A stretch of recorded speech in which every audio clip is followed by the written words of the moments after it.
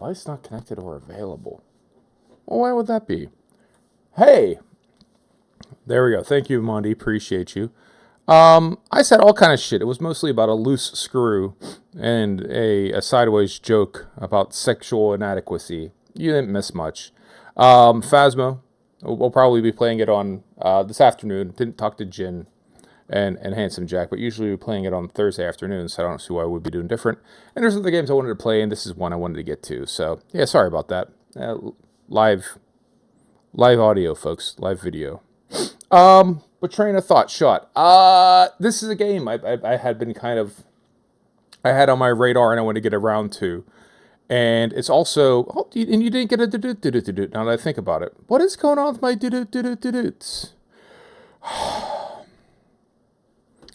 A streamer bot is, I keep complaining about it, but I also wind up not doing a goddamn thing about it.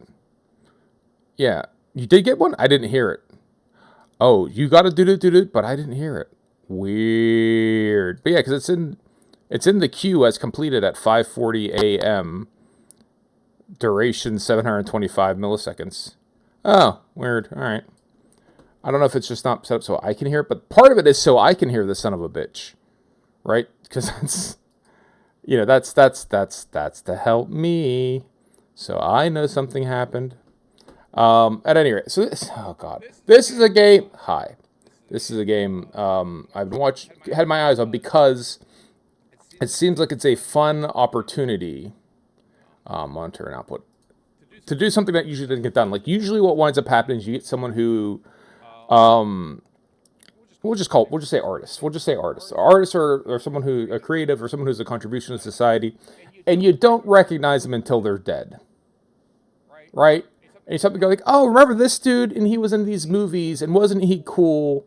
Oh yeah, he was neat. I liked the movie. Oh yeah, remember that guy? I'd be like, whatever random actor. And I always sort of like run in fear, not necessarily a fear of that happening to a lot of people. Like Matt Frewer, the actor, who played Max Headroom in the 80s, but he was also like in a lot of other shows. In movies, or he's a very distinctive character actor. You know him as soon as you see him. I loved the movie as a kid or a teenager called National Lampoon's Senior Trip, and he played the asshole principal, and he was fantastic, and it's a hilarious. At least I thought it was hilarious. It was hilarious when I was 16.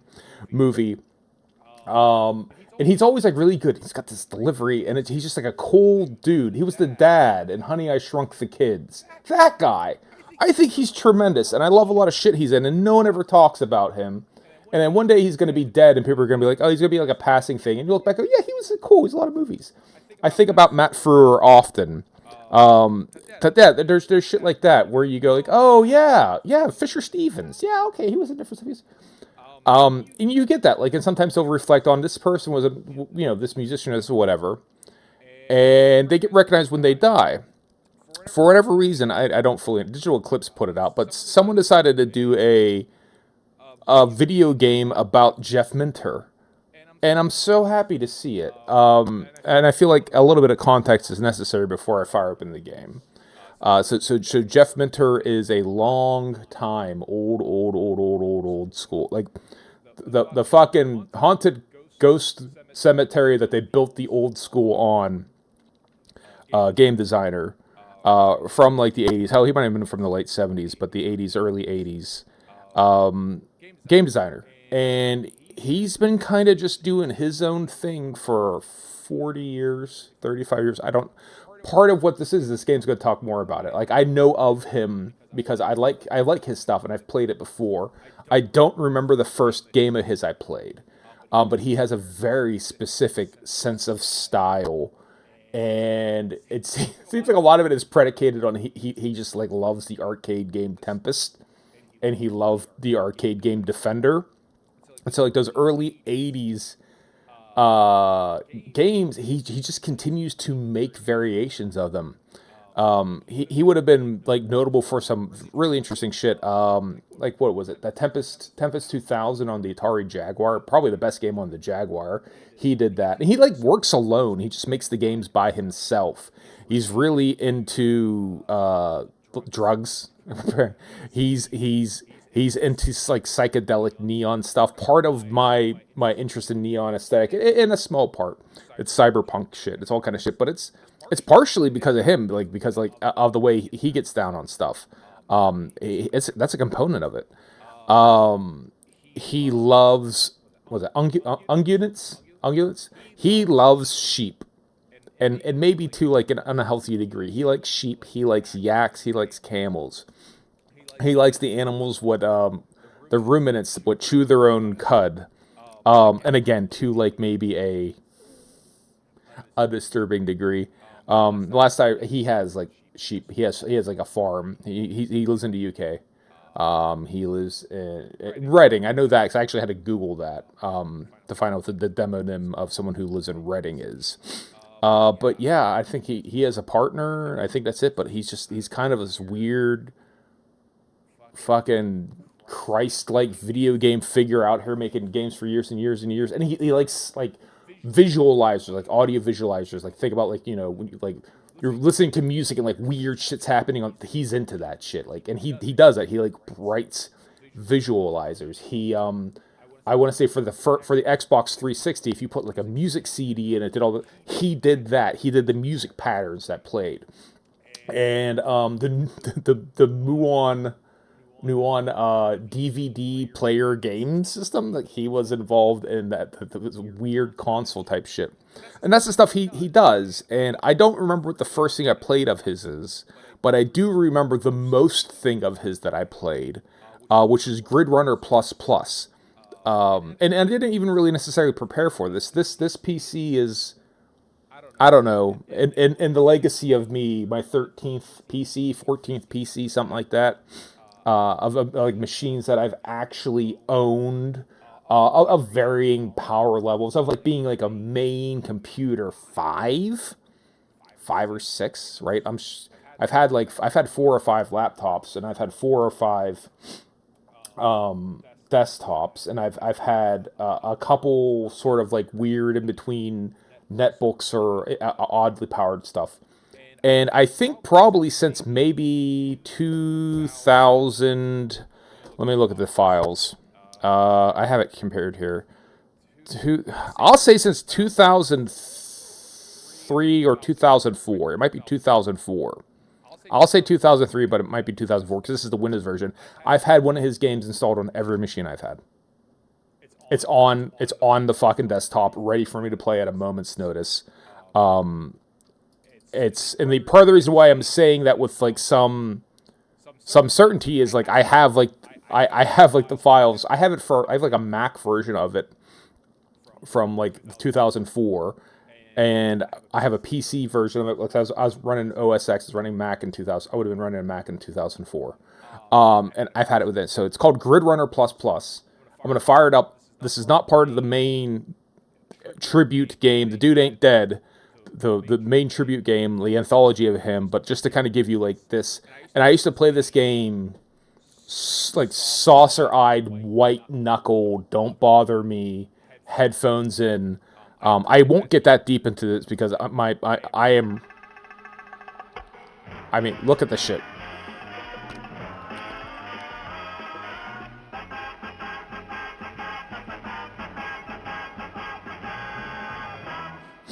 Llama Soft, right? So Llama Soft is his software company. I would have. I think like the Attack of the Mutant Camels. I remember playing at one point in time where it was on my radar somehow in like the 90s. But this game right here that you're looking at, this Grid Runner Plus Plus, is one that I played and have the highest fondness for. And apparently he would have made this in 2001 or 2002, made in Wales. I guess he Welsh. Wikipedia said he's from Reading. I don't know. It doesn't matter. But the game itself is pretty simple. You have a little cursor, and this is based. There was an original Grid Runner. It was probably on fucking like I don't know BBC Micro or like it was on something. You just basically move the cursor, and your dude shoots. It's automatically shooting, and then you right click for Sheepy Zapper, right? Technicalities. You right click for the Sheepy Zapper, and then your Sheepy Zapper will recharge on its own, and you go get the high score, and the game just gets weirder and weirder. And like 95% of this game, I swear, is like lifted assets and shit. So I'll try to be a little bit quiet so you can appreciate. And it's almost like if you listen with the right ears, right? It's like a fucking Hunter S. Thompson book. If you listen with the right ears, you hear all kinds of little aspects of like arcade games from the 80s. It's like being immersed in an arcade in the 80s. So here we go.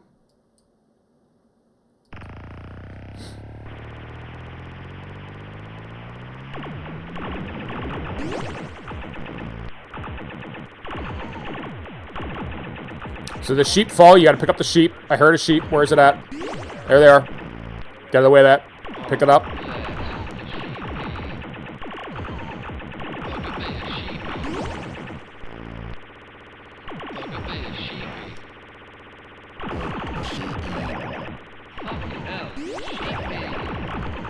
Fucking hell, a sheepy. Fuck. That was on me. I was too busy talking. Again, like it requires like my full attention, but I'll talk about it a little bit. So the sprites keep changing throughout the levels. There's about 100 ways you could die. Pick up the sheep. You pick up the sheep, you get more and more power up. Level 2 in masculinity.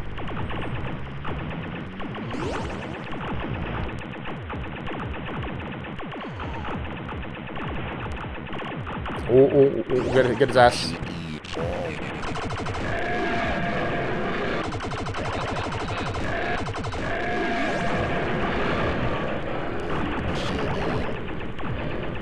You don't want to get too far down on the screen, because if you blow up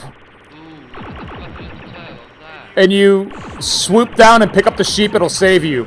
So you kind of want to stay middle of the screen. Fuck! So I can't get the sheep. Those if your little particles fall down backwards, you hit a sheep, it'll bring you back. I have no idea what my high score is on this, but again, I used to play this for hours. Fuck you! Alright.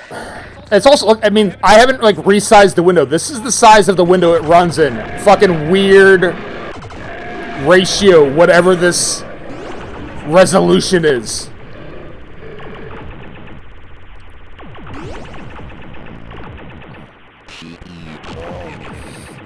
The first sheep that comes down usually carries your power-ups from the last run, right? So you always want to get his ass. Bless a sheepy. I need other income tax claimers before. Yes. And I often waste my sheepy zapper just because I panic and I fire it off.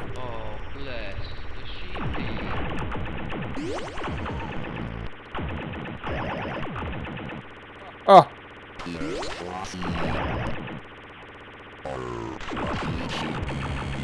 I'll play this only a little bit longer and we'll switch to the main game. But you get the gist of it. And like you fucking like zen out into like this weird video game synesthesia space. Right? Where it just becomes, in some ways, it becomes pure video game. Nothing else matters. It is just video game. It is more immersive. Like every fiber, every neuron you have is on this, controlling this. And it's way the fuck better than any other game. It's like the game from Star Trek The Next Generation, where it was like the headset with the hoop, and you imagine the ball going to the hoop, and it like released endorphins, and you got all hurts like the buggery. And they release the endorphins. They all, like, meanwhile, like this, it's like this drug game to take over the Enterprise. It's like that. That's what the game is. And most of his games are kind of like that. It's weird, again, lifted assets from other shit. So like that little 20-minute preamble, including broken audio, I feel was necessary to illustrate the point. But here we go. Let's fire open this game. The actual game we're playing. The game in question, the Jeff Minter story, Llama Soft, as a game. I opened it long enough to change the resolution. That's it. And associated with the Heart of Neon documentary. If there's a Jeff Minter documentary, I will gladly watch it. Oh, sure. If anyone that photosensitivity warning belongs to. It is him. If you load up my games and see a big camel or whatever, you immediately know who created it. I wish I'd put myself in the game's word. It's conspicuous. He writes him to play him. It's conspicuous. Like, his shit, you can tell.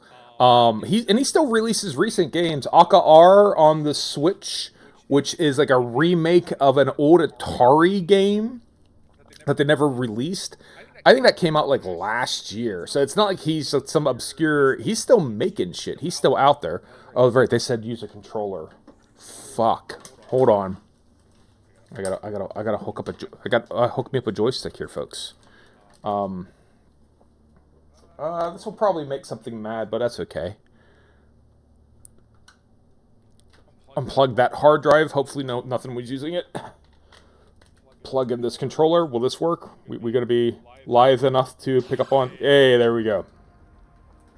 The early years. For over 40 years, Jeff Minter has created his games in his own way.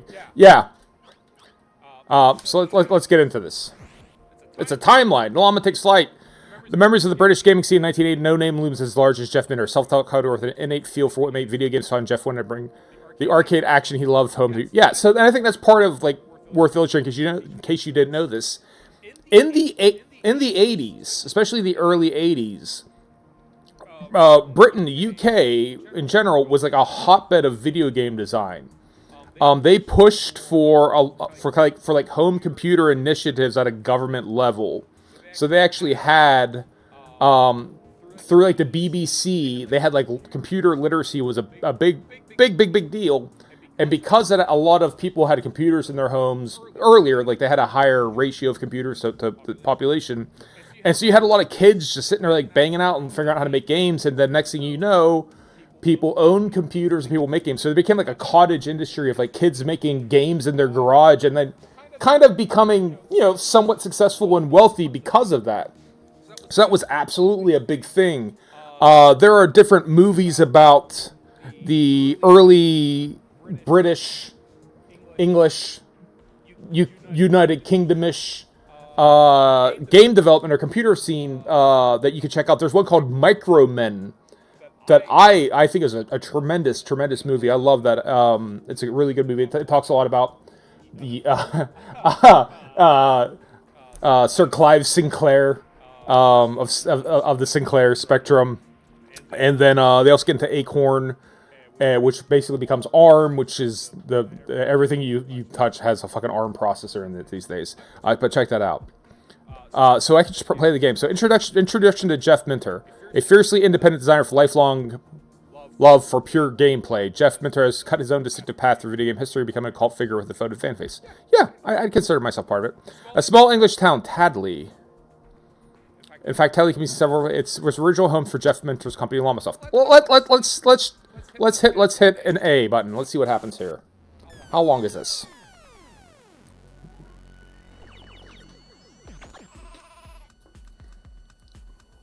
I can't think of Jeff Minter without the word legend in my head. He's been around the industry for many years and still makes artful games that have influenced a great number of people. Yeah, there's Grid Runner. It's the original one, right? Plus is Gary Whitta. Writer of the book of Eli, if memory serves. Just so unlike anyone else, and he's one of the true originals, one of the true iconoclasts in gaming. Gary Whitta wrote the book of Eli with Denzel Washington. You'd have to invent it, right? Because someone has to be that guy. There aren't enough people like Jeff. He is in his things. What he makes is him. What makes Jeff stand out, and what for me was the whole point of the artistry when I was younger, was this notion that it's you in the thing. It is an extension of you. It is a part of you. It is part of your character, your personality. Yeah. Plus. What he's making is stuff he makes out of love, and that's always been present in everything that he does. I think that's just one of the things that makes the games lovely, that makes the games so integral to Jeff, and Jeff is so integral to the games. Obviously, I was a big fan of Jeff from the 80s. I think he was one of the main reasons I got a Commodore 64 after having a Spectrum. Okay, he was on the Commodore. Sheep in Spain. Space and Revenge of the Mutant Camels. Yep. I thought, oh hello, this is interesting. It was this lifestyle, cultural choice that he'd made, which was so different to everyone else. Everyone else was just a company or product, and Jeff was Jeff. He was in magazines talking about his life. He was talking about what interests him. Wool shirt, wool sweaters. The way he approached it. He was engaging with people directly, and Jeff was passionate about the art of making games, being himself. And if people would like to pay him money to do that, fantastic. The way he dressed, it looked a bit rock starish and hippie-ish as well. He had long hair and a beard, and he dressed a bit like a hippie, I suppose, which I could relate to, because in the 70s I grew my hair long. Well, we weren't called... Well, we were known as hairies then. How long is... Okay, so we're going to sit here and make you watch a 20-minute... Animals in there. Oh, yeah. And the long hair and the... Oh, yeah, here he is. Here's the hippie. I'm sure it's a good way for me to catch a copyright strike, too. But it's just by watching this video. But... on the outside and the fluff down front. Yeah. Oh, yeah, I remember that. Very different from the other programmers that we met at those times. Very, very different. It's somewhere between being very rock star and not rock star at all. I can't quite decide. Yeah. Because he will just dress how he likes and speak his mind. Copyright. Very lovely. We'll do this just in case it matters. Yeah. But that's sort of it. So, okay, so this is like a chronological... Like I said, I probably played Attack of the Mutant Camels. I'm guessing that's what I played. I definitely played some Grid Runner, but most of his game I have played Hover Bother. I actually have played Hover Bother, and I've played a remake of Hover Bother. It's a lawn mowing Pac-Man like puzzle game. I've played what's a variation attack. And let's see, what else have I played? The funny thing is, I haven't played like everything of his, and hardly, because honestly, you could pirate it. Like, I'm not gonna act like it's not available. The Tempest, I've definitely played Tempest 2000. Wasn't very good at it. And then Grid Runner Remastered.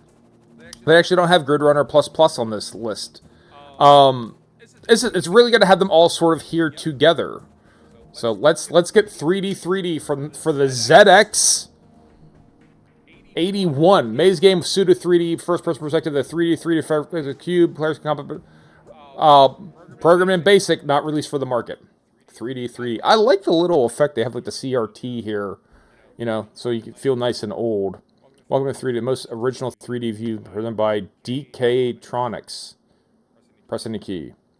3D is unique in being the only program to present a 3D view of a maze which is itself three-dimensional. Maybe at the time. Program represents the maze form of an 11 by 11 cube. You're placed in the lowest level at the farm. You must get to on the back of it. 3D. So we're not going to play through all of this, but it's going to be neat to kind of dig into this and sort of get an idea of what you may map read by pressing question instead of an over. Man, 10 points. So this would have been played with a keyboard, obviously. Orientation. If you want to specify direction, you want to look in.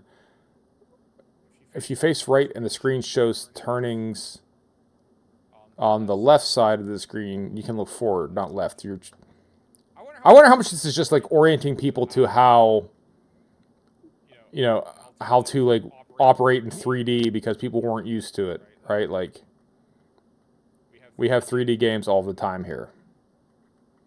So, okay. And I might just be used to orienting. We wanted to get, what, to 1010? What was that? That was at the target location. Where you want me to go to? You must get to the exit on level 10. Back wall. Z10, Y10. Alright. 2. So what is it? XYZ, I guess? So... And I'm assuming there's like a fixed solution. Like, I don't know if the maze is like randomized each time. This seems to be like a main corridor. So it would basically be like, you know, wander and eventually stumble across the solution. It's...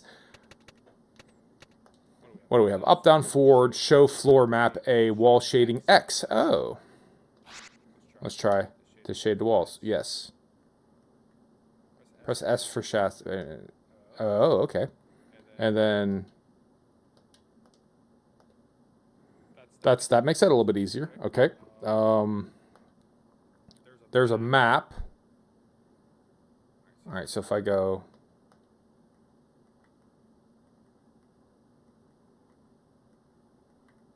crack.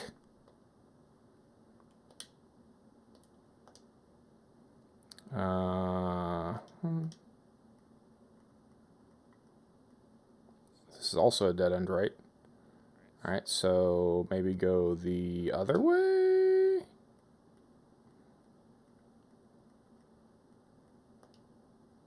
Okay, like this would be my guess.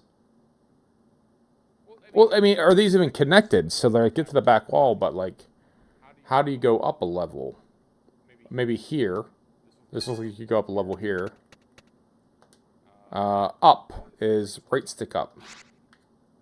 All right, now where are we at? Level 2.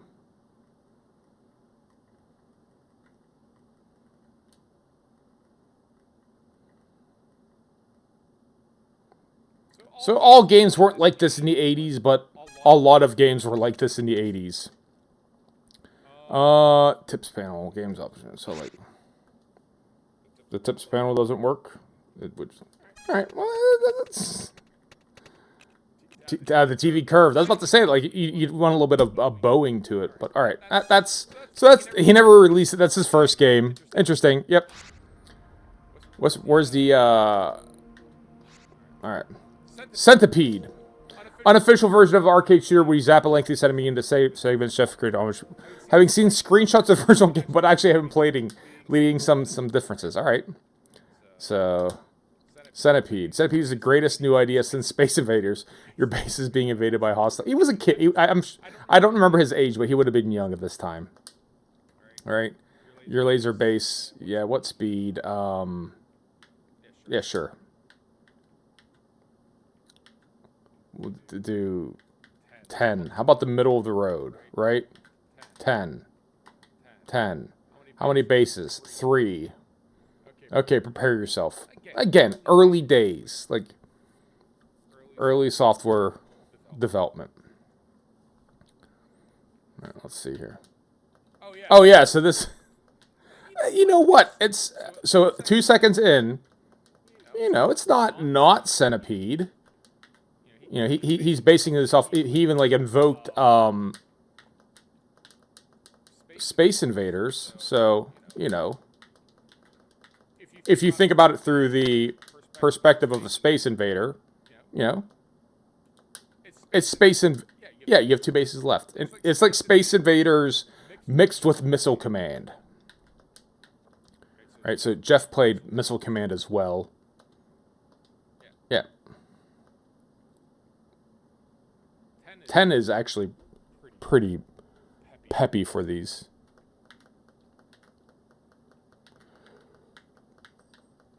Recognizable as a Centipede-like game.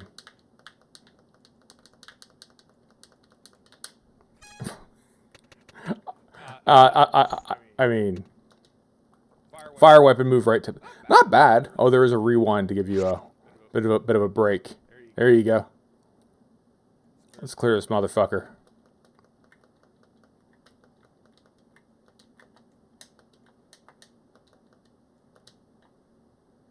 Sit here and fucking boosh. Time it. Time it. Time it.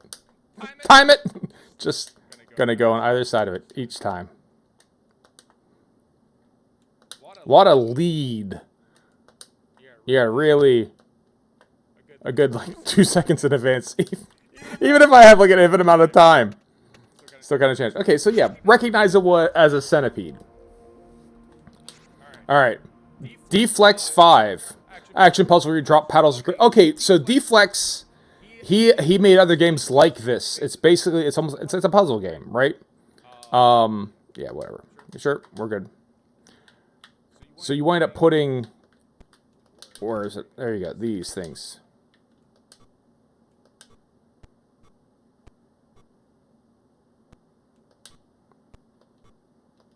This is completely different from the version of Deflex I've played. But there you go.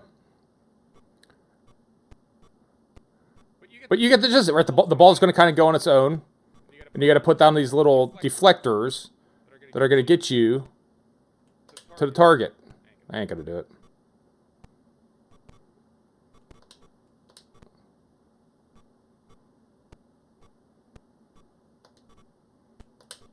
All right.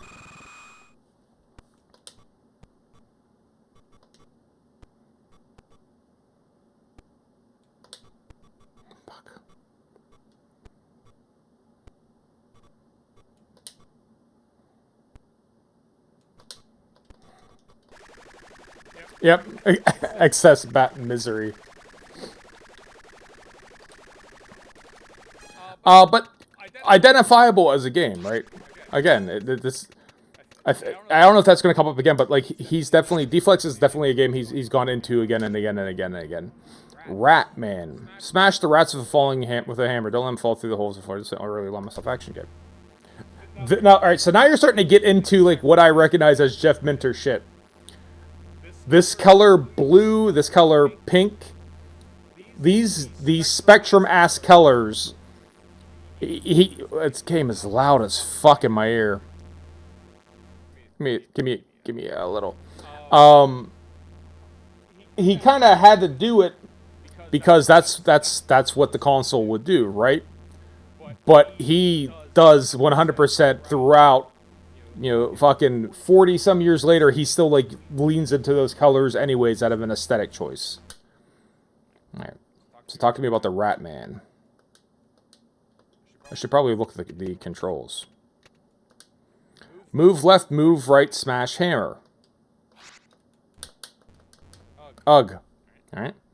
Behold, the hand of God descends from above. Some Python-esque shit there. I bet your remaining men will be with the Almighty soon. Okay, yeah.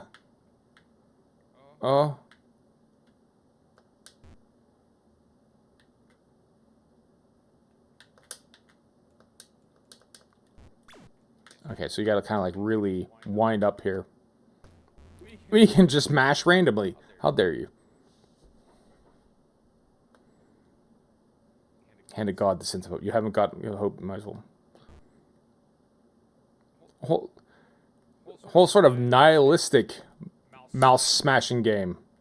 Suka blat, right? Like you got a blat here. Blat. Blat. Blood clot. Bomber clot. Need a bomber clot mouse man. He them bad boy rat man. Right? Blat. Dutch process trigger. Blat. Reminds me of like a Game & Watch game too. If you like look at this, this is the sort of shit that you would have had like an early Nintendo handheld toy would have done. It's like you do this shit on an LCD screen. I mean, there's a lot of wind up on this hammer. Oh god, pressing, hitting, pressing, hitting, like pressing, swinging.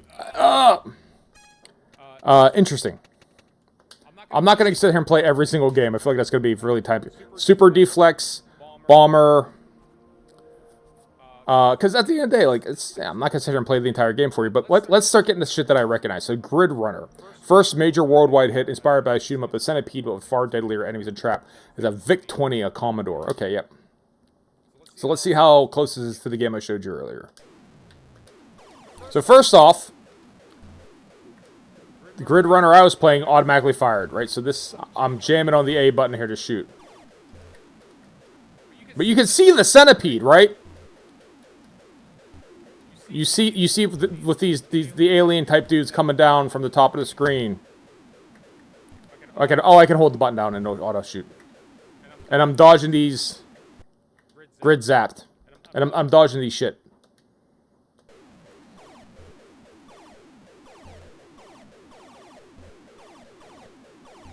I'm dodging from both directions. Fuck.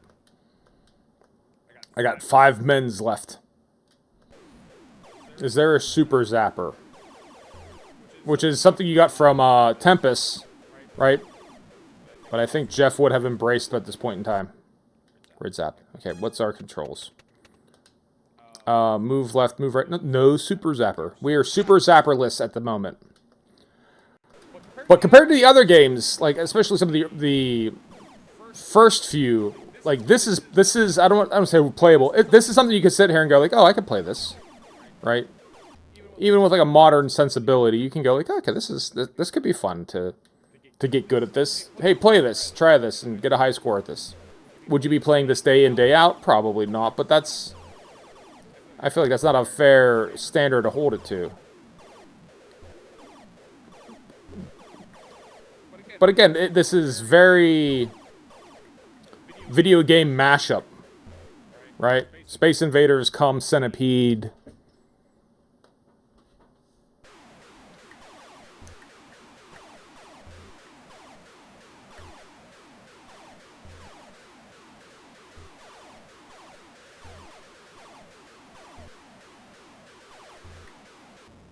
Alright. Grid Runner. Yes. Alright, what are some other things that are really worth jumping into? Andy's Attack rocks. Grid Runner for the Commodore 64. So we start with the VIC-20, Commodore VIC-20. Let's see what the 64 has for us.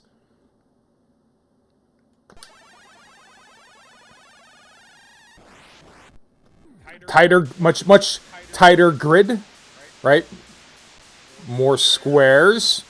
An advanced form of the expression, right? Like a little bit easier to operate in because we have a little more. It's not as condensed. It's not as claustrophobic. Easier to dodge. Can't go as far up the screen though. I don't think. I feel like I could go up higher on the original one. But yeah, a slightly better version of the game. Still no Super Zapper, I assume. No Super Zapper. We remain zapperless. One day we will have a Super Zapper on us. And I'll be there for it.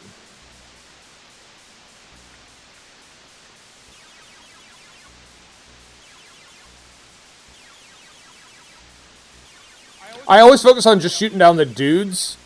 The necessity of actually killing off the little centipede mushrooms. I don't know, but getting zapped by those guys from behind.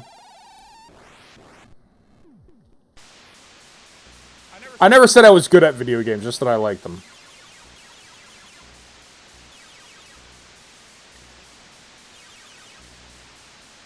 Now, I'll say this as well, that what it said, 82.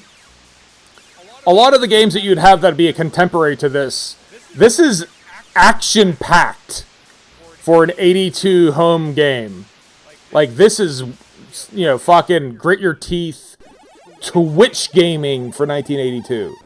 The only game I can think of, I should have been around 82, that would be a little bit like Yar's Revenge, where you'd be like, it would be like this, we'll say like responsive, with this much going on at once. It'd be like a Yar's Revenge. A lot of the games that you would play didn't require a lot of like fast reflexes, and the controls kind of sucked as well because the controllers were bad, like garbagely manufactured. So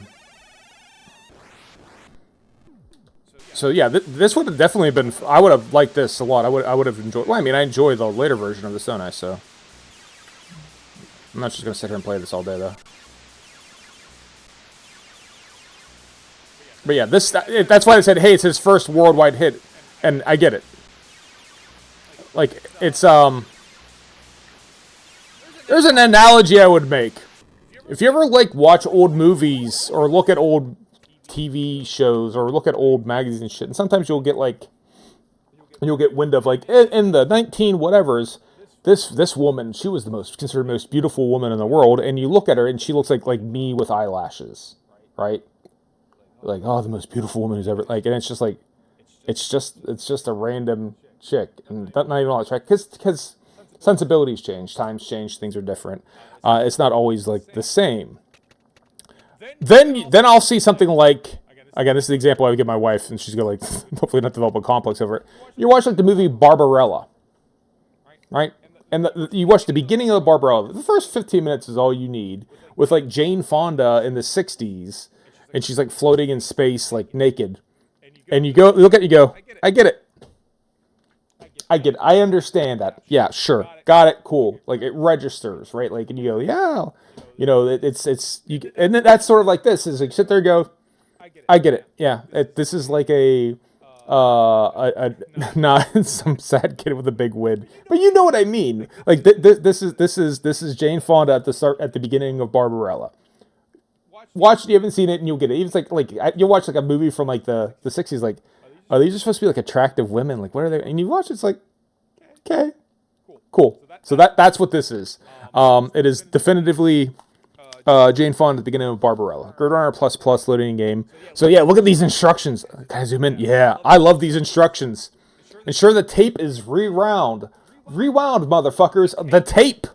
By the way, a lot of these games, I didn't point that out. That's part of the reason why you were able to do that UK British gaming boom is you would have there were like, I think there were 3 major modalities and like a 4th semi one of the way you would get these games.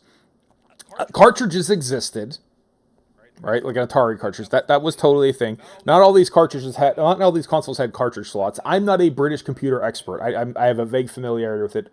I think I probably know more than your average American gamer, but that's it. Like, I don't know a lot. I know a little bit more than the average person. So I don't know which one of these did and did not have like a card slot. The Commodore 64, I'm almost positive, had a cartridge slot. I'm almost certain it did. I'm positive that the first Spectrum, like the Sinclair Spectrum, did not. It had like a membrane keyboard. I actually have the American release. It was like a Timex 1000 or some shit, like a Sinclair Timex 1000 PC. I own one. I found it like at a garage sale, like basically unopened, and got it for like nothing. It's not really usable for anything. You need like an old CRT TV to hook it up to, so it's not easy to use with. That, I'm certain, would not have had a cartridge slot. I don't know about the ZX, whether they had cartridges or not. I don't know. But cartridges were a main modality. Tapes, like you would have your Bananarama tape, right? That you would have, your Michael Jackson songs on like a music audio tape. They would sell tape drives, or I shouldn't say tape drives. They would sell tape recorders, like a tape player and a little adapter. You plug it in, and you put the tape in, and it would play out beeps and bloops like you would maybe think if you're just old enough. Like, it's like you're like a modem dialing into the internet. It would kind of be like that. Like, it would communicate with sound. And so you rewind a tape and you play it, and then the computer could listen to the sound and then basically program itself based off of that sound. Because of that, you had like your sub-modality to B. So A would be like on these tapes, which A1 would basically be, and kids could just copy these fucking tapes. Yeah, could you just copy these tapes? Yeah. And could you just copy these tapes? Yes. If you had like a two-deck tape deck, you could easily copy it. If you took one tape deck and put it beside and just like ran the audio cable between the two, like hit record on one, hit play on the other, yeah, you could copy tapes that way. So they could make copies of tapes super easily. So that would be like 2A1, and then 2A2. I swear to God, you can Google this. They used to broadcast. They used to put it like also on like records, like plastic records.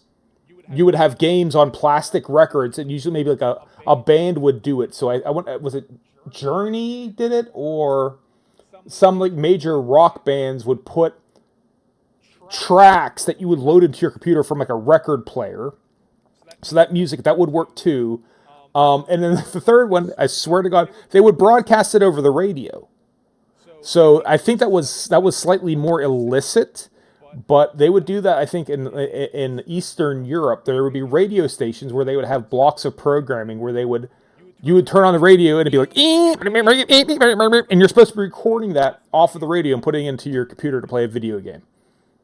Now that would be like, that's how you get your Chinese spyware. So we got to download like weird ass apps because people are mad at TikTok getting banned. So you're going to get your viruses that way. In my day, viruses used to come over the radio. Our viruses came with commercials. our viruses came bookend with Journey songs. That's how our viruses came. And then the last way, I saved the weirdest for last. So remember, we're talking video games on a cartridge, and you had video games on an audio tape, or maybe like a fucking vinyl album, and then broadcast over the radio. And then the weirdest way that video games came is via book. So you would get books. I own them. I own one for the Commodore VIC-20. It's called like Zap Pow Bang 225 whatever numeric value here games for the Commodore VIC-20, and you would type it in. You would pull open a computer and you'd be like command line 1, and you would code the fucker yourself. Like someone wrote down the answers to the cheat, and you sit there, you type in commands that you had no idea what they did. You'd poke and peek, and and you would go through and like, and then if you typed it exactly right and you'd be playing a video game. So they would print it in magazines too. It'd just be like in a magazine, like, here's our game of the week. Right? It's just like a block of code that you'd sit there and R*2. And then that was really rad because you could then go and like fuck with the values. Well, if this is like R*2, what if I made it R*8? What happens now? Oh, it breaks entirely, or maybe it makes it faster, or maybe it does something else. So like it was a really neat introduction. But yeah, you used to get games just via printout. And if you typed it in wrong, it didn't work. And the best part is it might take you like 20, 30 minutes to type it in. And it's not like it's saved in the computer. There's no storage. So once you're done playing that one game, you want to play another game, turn it off, turn it back on, type in your new game. And if you wanted to go back to the first game you were playing, type that shit in again. So that's where the tape drive became really useful, is you could store the games to tape, and you have to type in the fucker every time. So yeah, that's why if you see loading game, right, and sure, all cartridges are removed, so there is a cartridge on the 64, and then rewind the tape, and then you load that shit in. I know you didn't probably need me to explain all that, but that's why you'll notice like a lot of these are the same shape. It was 5G. It was. So if you look at a lot of these artworks, there's a reason. Even Uncle Blaine can tell you, there's a reason they look like this. Look at that ratio. All of these have the same kind of ratio of artwork up until, well, obviously that changes. Like I think most of these would have actually came out on tape, fast load chrome tape, and then that was part of it. Is they could. So yeah, kids could copy these games, and you could pass amongst each other. But also it made it cheaper for them to manufacture it. So that was kind of like a trade-off of like, yeah, kids can bootleg these, but we also sell them at like a third or a quarter of the price. So the game stores, the game companies would get it, like but these don't cost us much money to make it. It's easy, readily available equipment. We don't have to get like ROMs burnt onto chips and through like specific manufacturing process. We don't got to get these like EPROMs sent to us. I don't know if they're actual EPROMs from America and ship them overseas because they're not making them in the UK. But yeah, these are all tape games. All right, let's get back to it. So that was Grid Runner. Like again, that's sort of my jam. Laser Zone, Matrix. Let's look at the ones that have a little bit more. Commodore 64. I'll jump into Hover Bobber. Do I remember playing this? I 100% remember playing Hover Bobber. So if Attack of the Mutant Space Camels, that's in my head.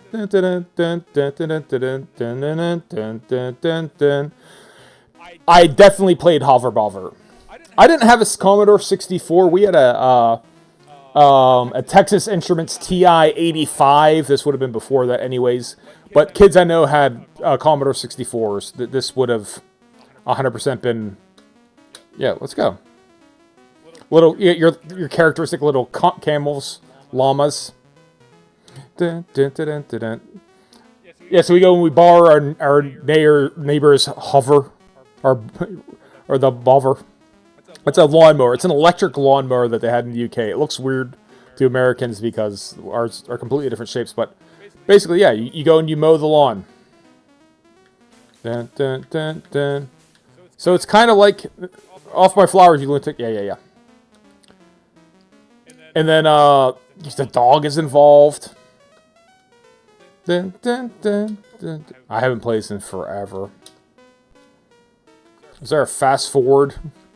There's a rewind button, but I could use a fast forward at the moment. Dun, dun, dun, dun, dun, dun, dun. All right, let's try again.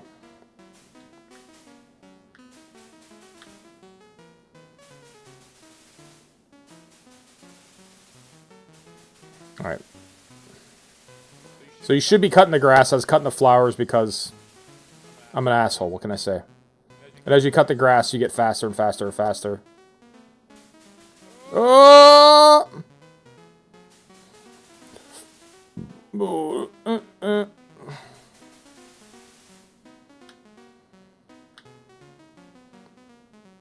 Yeah. And it's kind of like a Pac-Man-esque game. I don't remember if you can actually... Good old Alf, he's a decent chap. You run out of lives when you... You run out of neighbors that you can pilfer their mowers, and afterwards they come out to... Yeah. Can I restart this? Yeah. Reset game.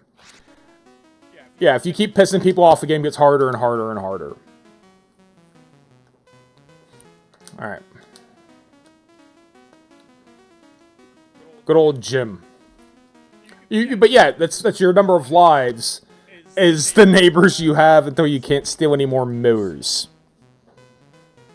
Dun dun dun dun dun dun dun dun dun dun dun.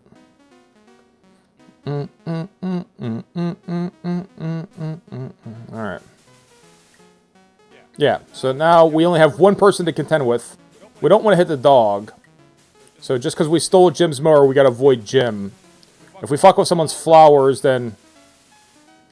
Right, obviously there's a penalty to pay. But for the most part, if we stay away from Jim, we don't want to run into the dog. Remember that. And again, these games would have all been played with the most bullshit piece of garbage joysticks you've ever seen. They were hard to use. They were unresponsive. They hurt your hand. It was very much the Wild West of ergonomics. Like, oh shit! No! Fuck! It was very much the Wild West, and no one knew how these controllers should function. And yeah, occasionally you would find a decent controller, and they did sell, but they were all, I think they were like, I don't say they were all third party, but like imagine when you were a kid and you had like the really bad controller for your whatever console you had, whether you had a PlayStation or they were all like that, worse. They were all made like as cheap as possible. But I know at least in the UK, like there were certain types, of controllers that were like more widely viewed as respectable and useful, like I don't know, like quick shots or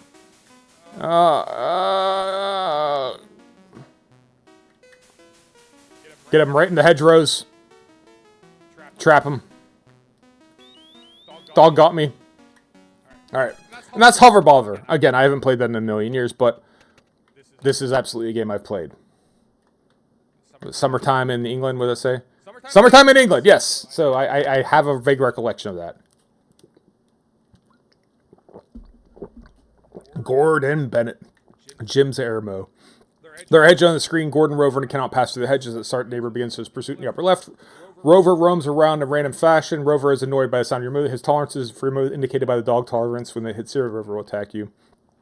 Should Rover hit the mower, you'll be forced to do emergency stop. You'll overheat.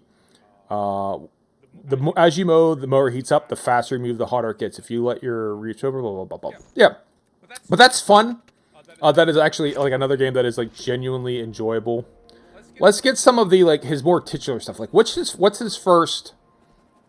We'll do a little bit of the Attack of Mutant Camels. Yeah, the Empire. That's right. This is the Empire Strikes Back. Jitterbomb. Bob. Oh shit. Is the audio playing?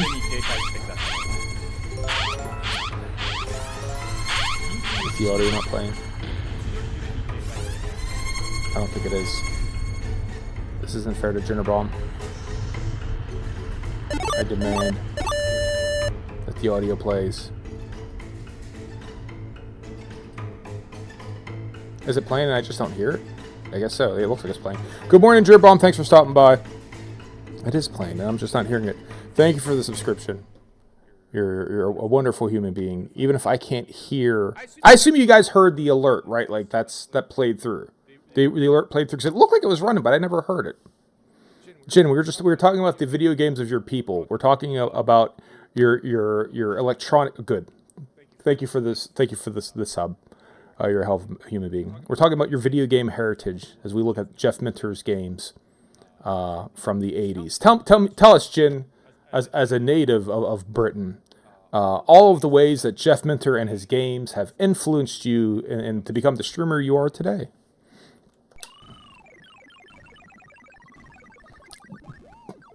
Yeah, but this is basically the Atari version of Empire Strikes Back, right? So these are AT-ATs in the original Atari version. What? Been on Wanker. There you go. Ladies and gentlemen, from the mouth of babes. But yeah, that's what this is. And so he basically wound up making a Star Wars-less Star Wars game, and he used giant space camels instead of the AT-AT walkers.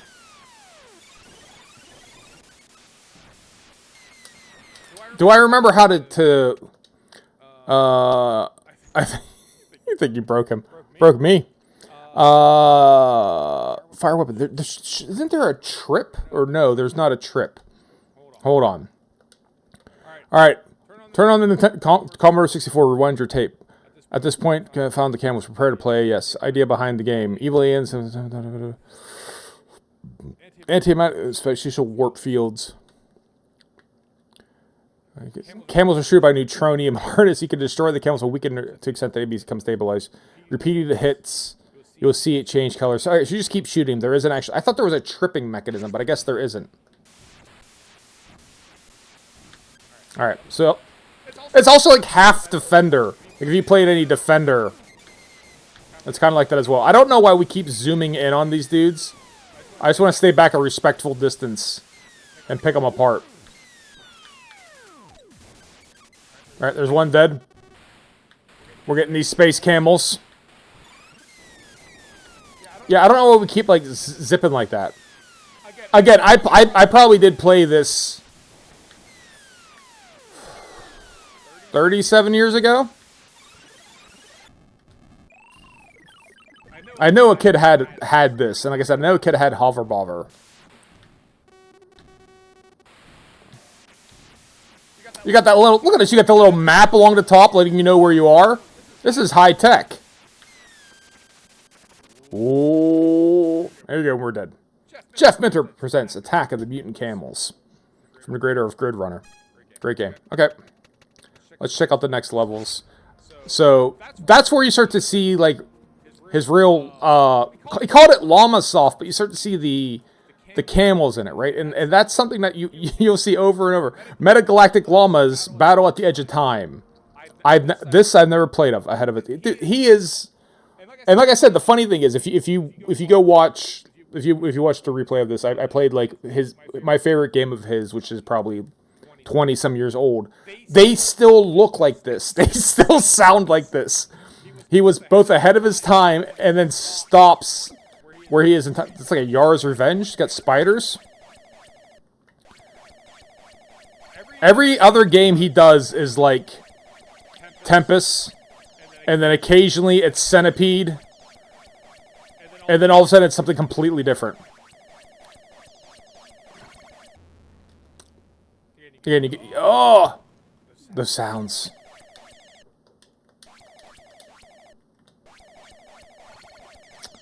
Trying to remember what has like an angled shot like this that takes a little bit of getting used to.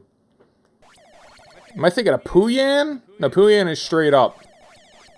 There's another game where you fire at angles and you kind of gotta Ronnie Sullivan this motherfucker, and you know, snooker legend Ronnie Sullivan, and just get the angles right. See, Jin, I know about snooker. I know, that's all I know. I don't know anything else. I just feel like breading it up while playing these games.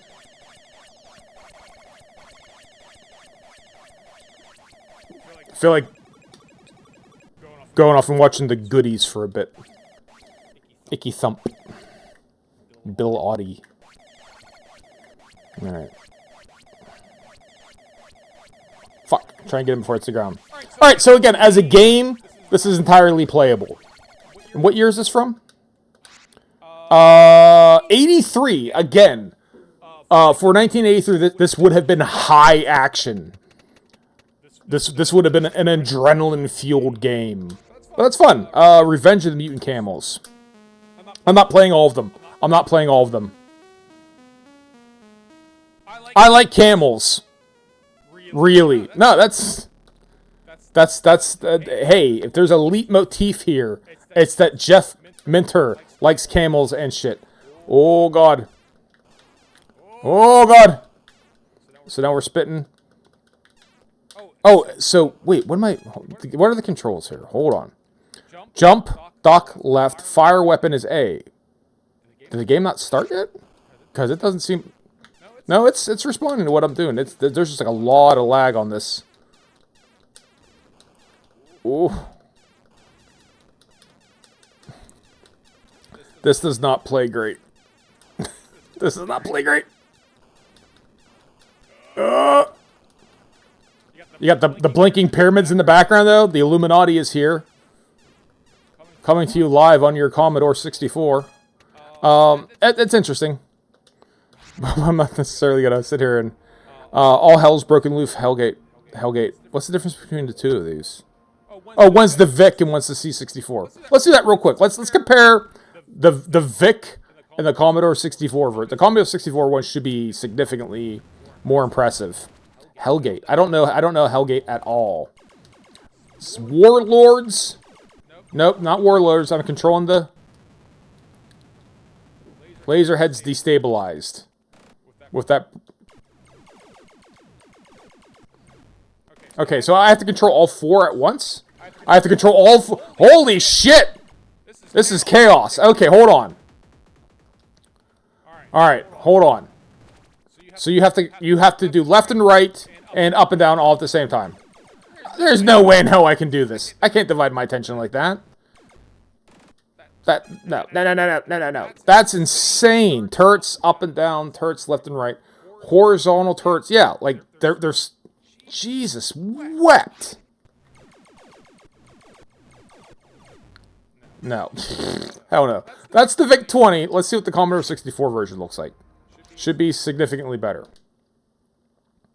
Doesn't look any different. Higher resolution? Possibly? Yeah, a higher resolution. Missing the audio. Okay. No, I can't play Hellgate, apparently. I can't play Hellgate. Sheep in space attacking mutant camels. Oh, right, this is where you run around and you're jumping. Incipitol. Yeah, I've played Incipitol. Is this not... Blast them up, fiends who hate adventures of non-linear action adventure. Yes, this is... I am vaguely familiar with Incipitol. I don't think I played this. Bananas after the apples.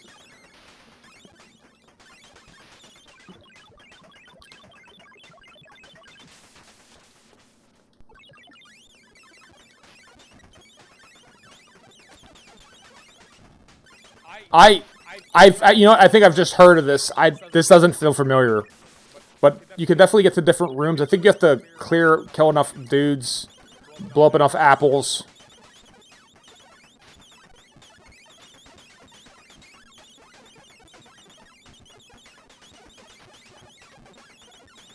The angles are very weird. I don't know how to describe it. It just seems you have like a proclivity to fire it off at like a 45-degree angle. And you can't really... Like, airsoft I can get to go up, but I'm using the D-pad, you'd think. And you can't go, like, straight horizontal.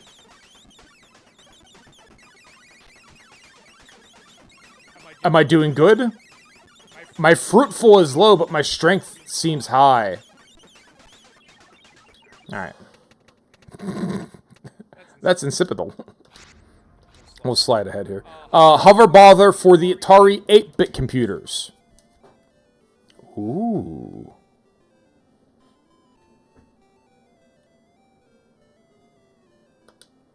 We're just gonna like compare it to the this Commodore 64 version. So now we're getting the 8-bit computer. Oh, you can speed up. Life changing. This is the version in question. This is what you want. You got to play the one where you can fast forward through him nipping the Flymo. Can't sit here all day and wait for this dude to fucking steal a lawnmower, right? No one got time for that. Whoa! Tight turn. Tight turn, tight turn, tight turn. Oh god, oh god, oh god, oh god! No, Jim! Jim, I need the mower. Jim, I need the mower. Fuck! Shit! Shit! What do we get? Alf's mower next to Tom's mower. But look at that. Fast forwarding through that. That's going to save years of actual real world time for your life. Why can't I? The turning radius seems different than the last one. I don't know why it does, but it feels different. All right. That's the hover bolivar. Psychedelia. A light synesthesia. Let's play this.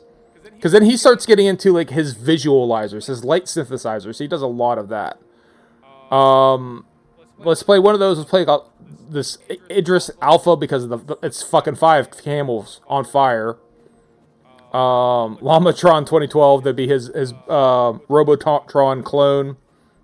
Then we'll dip into Tempest and we'll go to this Grid Runner remastered and see how that compares to my favorite, which is that Grid Runner Plus Plus.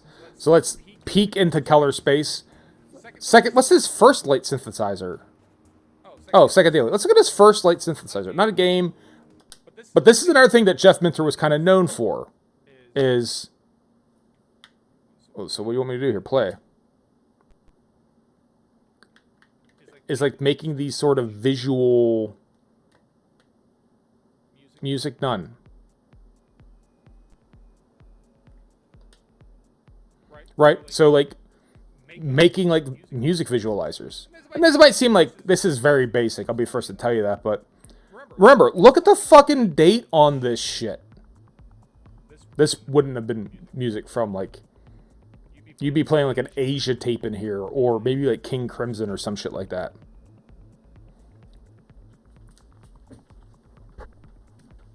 Where's my glow stick?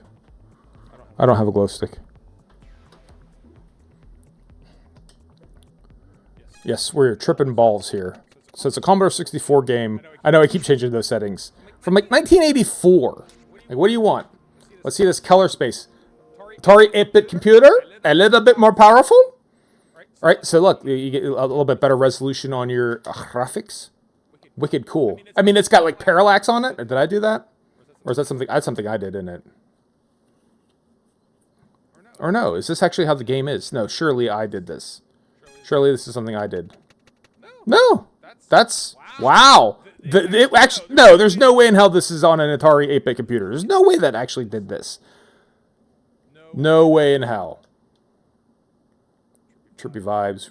Okay, original. All right, so yeah, that is.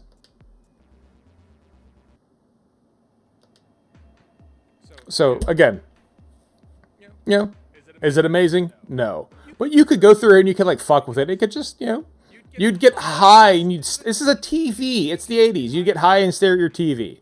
That's what the point of this is they would take drugs and then stare at this. They didn't have laser Pink Floyd.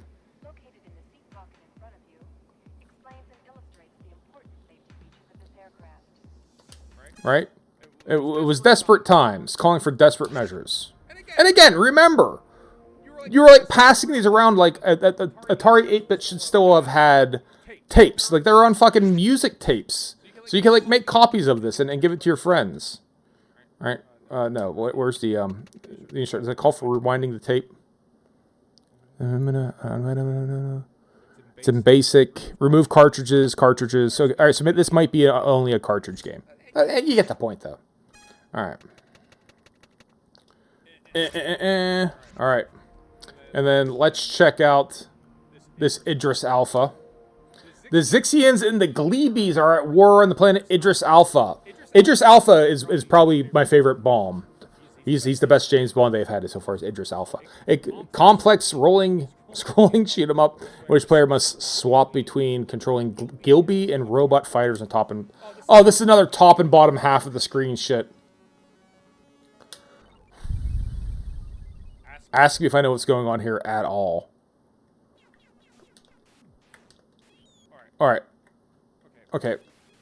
So, that little turn it's got, that's jaunty. That's a nice little spin around. We have to control the top and bottom ones, though? Like, what are they talking about? It's Defender. This is Defender. I'm playing the video game Defender. Do I gotta pick up any humans and save them?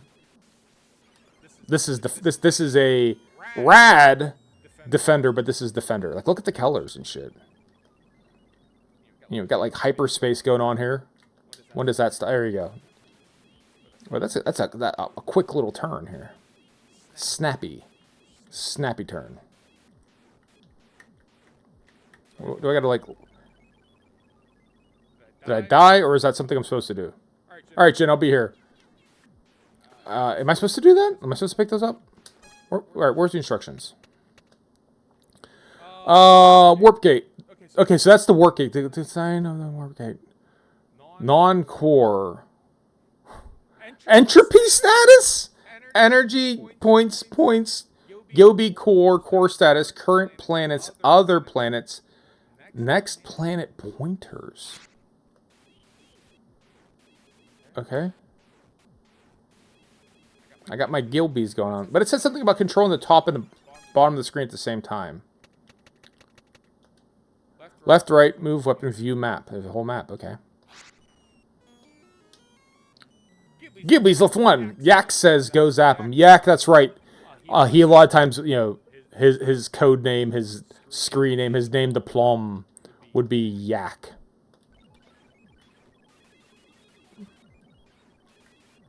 But still, look at this. You can see, like, this is recognizable as Grid Runner ++, or at least some of the design decisions. It feels like it. All right, let's start to switch over here. Yep. And then let's go to the super... Which one was the... Let's do Tempest 2000. This is another game I had. I played a bunch of this, but again, for 2000... This was like a really cool looking game, and he also did like I said, he did the visualizer for the Xbox 360, and I think he also did like something for the Jaguar CD, but like sort of like the melty thing. Ewe, cow, new, ox, elk, doe, moo, ba, fur. Yak. You see a pattern here, right? Yeah, like sort of like warpy thing. Right? It's like, I don't remember. It's actually like traditional Tempest. This is not traditional Tempest so far. Oh, hell yeah.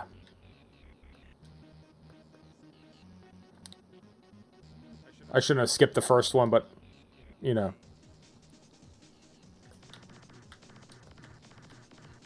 I was never good at Tempest. But you want to kill the dudes as they come up. There'll be little... These little spikes. You don't have to... Those green spikes... Caught you. Those green spikes, you don't have to blow them up. You do have to avoid them when you change levels. So sometimes it makes sense to clear those out. And if you let these dudes get too high up, they're going to start walking around the edge, and then it's fucked. You know what I mean?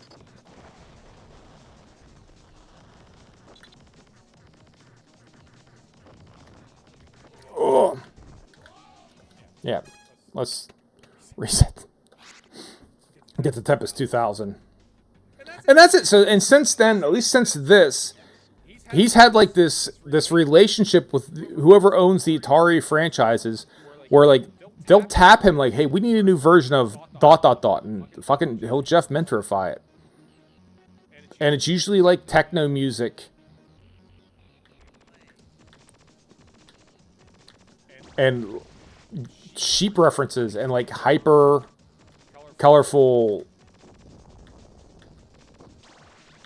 with like bombastic sound effects.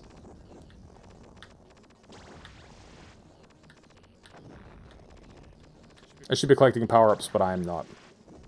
Yeah, I'm working on it. There. Happy?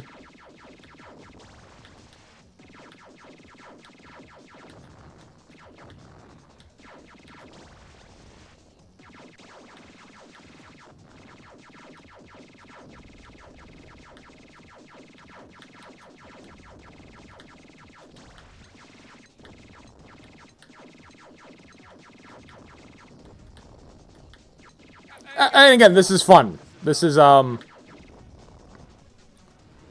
you would avoid all the spikes as you go down, so that's where it becomes useful to blow up the spikes.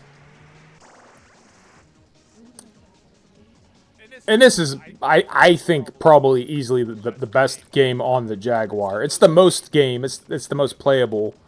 Oh.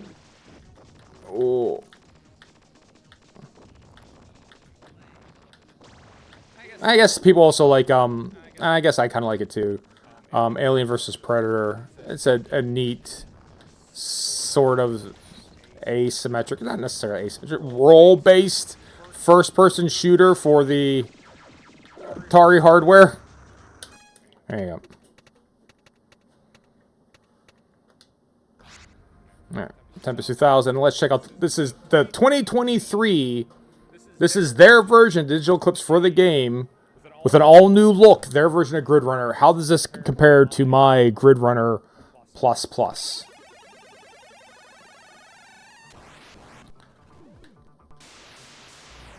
Alright, they don't have auto shooting. It's mostly about a graphics update. It looks cool. They don't have all of the bootleg arcade sound effects that we get in a Grid Runner Plus Plus. You can rewind shit. And no Sheepy Zapper? I don't know. I think that becomes our answer. I think that becomes our answer. Alright, what else do we have in the game? That's the history of his games. The Harry years. So yeah, I'm not going to go through and actually like watch all this because I feel like that really defeats the purpose of getting this game, is to sort of see, you know, all the things that he's done over the years. Like, what is this? Oh yeah, Conix. Oh yeah, Conix. I did hear about Conix. Shareware, right? Shareware. There's your Jaguar CD, as mentioned. Heart of Neon. Yeah, I mean, that's I would be super interested in that documentary, right? Let's see his gamography. The complete Lomosoft gamography. Deflex. So Deflex even predates his 3D, Centipede Rocks, 3D Labyrinth, Blitzkrieg, Defenda, Tracks. So there's a lot here that we're not getting. It's not all of his games, or even like Andy's Attack. Okay, I remember hearing about that. Hoverball, and we talked about Hoverball. We talked about it. Anticipal, Color Space, Battlix. I know this Idris Alpha, Void Runner. Yeah. Tripatron for the Atari ST. Super Grid Runner. Attacking Mutant Camels 89. Connex Multi-System. I never heard of that. Unfinished version. Okay. That looks fucking sick. Photon Sword Defender 2. Sure. Lamatron Hardcore. Llama Zap. Tempest 2000, as discussed. In 1994. So again, think about the games in 1994. That should be, the PlayStation would have just come out, but like you're comparing this to like a Super Nintendo game or a Genesis game. That's the Virtual Light Machine, right? Defender 2000 on the Jaguar. Sure, he did that. Not as good. Defender 3000, new one. A goddamn DVD player. Dude's out here making video games for a DVD player. So your Tempest 3000, Virtual Light Machine 2, Grid Runner Plus Plus. That's my game. Start and end the stream with it. Hoverbobber 2, Grand Theft Flymo. I absolutely played that as well. I probably have that kicking around somewhere. Now that I look at that, I had that. I had Grand Theft Flymo. Games for your PDAs. Unity, I don't think, yeah, it was never released. Unity for the GameCube. Neon for the 360, right? So that's when you put the CD into the 360, that's what would play. Space Giraffe for the 360. I have that. Do I not have that on Steam? Do I have Space Giraffe? Do I have more games than I realize?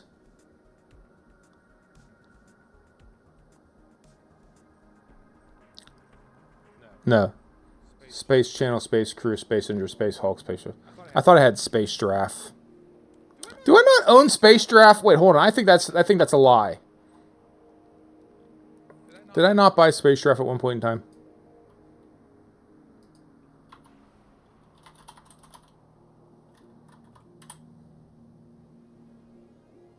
I mean, how about this? I didn't own Space Giraffe before, but I do own Space Giraffe now. Yeah, go ahead and install. 49 megabyte install. Let's fucking go. And then Grid Runner Revolution. Ability to rotate your shape. The Minotaur project for iOS. TXK. Spirit. Oh, right. Yep. But look, I mean, look at the colors. He has a Polybius. That's right. The non-existent game. Tempest 4000. I think I have a copy of that on Switch. I think. Minotaur Arcade, I've absolutely played that. Moose Life. I own Moose Life. Do I not own Moose Life? I don't remember being blown away by it, but I think I do own Moose Life.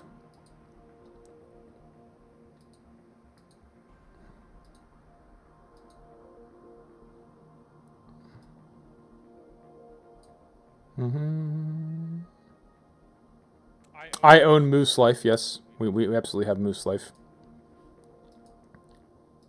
Throw that in here real quick. Aka R. And like I said, I know I have Aka R. I have it for the Switch. I have it on cartridge. I played a little bit of it. It's good. It just doesn't really... Screaming Platypus, good morning. How are you doing today, Platty? Sorry for ignoring you. I've been looped in here on this Jeff Minter trip, trying to plan my exit strategy to look at the next couple games here. All right, so we will do this. Let's swap out. So this what happened to my controls. I made it mad, Platty. I made it mad. The game is angry at me. The game is ill-pleased. I've crashed the Jeff Minter story. I've broken it. Let the record show, do not under any circumstance install Space Giraffe and Moose Life concurrently with running the Jeff Minter story. The game will die. All right, let's exit out of that then. We'll check out Space Giraffe. We'll look at things chronologically that I have or I thought I had. I don't know if I didn't own Space Giraffe before here. I own it some way. Maybe I have it on... I should have paid closer attention. Maybe I own it on Xbox. Maybe that's where I get. Yeah, go ahead. Yeah. It's like 78 megabytes. And controllers are not supported. I have to install Microsoft DirectX runtime. So give it a second. As we install the DirectX runtime here. Super hyper important. What are we complaining about here? Yeah, copy your files over. Get those DLLs up in here. Got to get that. Yeah, well, let's play. Yeah, sure. Let's play in our native English. Space Giraffe, the Nux. And we'll flip that over here. Oh, and it's doing the shit.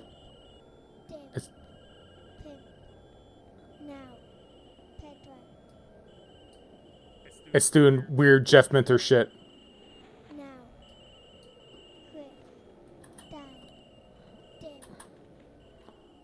Choose mode. Start main game. Let's just go. They will be buying space level 1. Yeah, let's just go. Alright, so there you go. Check out these sound effects. The same arcade sound effects as Grid Runner ++. I have no seconds allowed. I have no seconds allowed? What you mean? Oh god. Push bull attack. No bull attack. What is... Why are you not controlling? Why are we not controlling, folks? Options. Controls. Oh, so they said it doesn't support controllers. That's why it's not... Hold on. Oh, it said no controller support when I started the game. But you got these are the sound effects I like. These are the Jeff Minter. I stole these from my Namco ROM sound effects. This is as shit gets weirder as he gets older. I have no seconds allowed. Punishment, step on 4 Legos. Platty, I don't know what you mean I have no seconds allowed. Winner is you, but our draft is in another castle. You are unambitious. Early draft bonus. Yeah, so this is as Jeff slowly descends into video game madness. Like, look at our high score. Like, look at this. So yeah, you got like some Tempest going on here.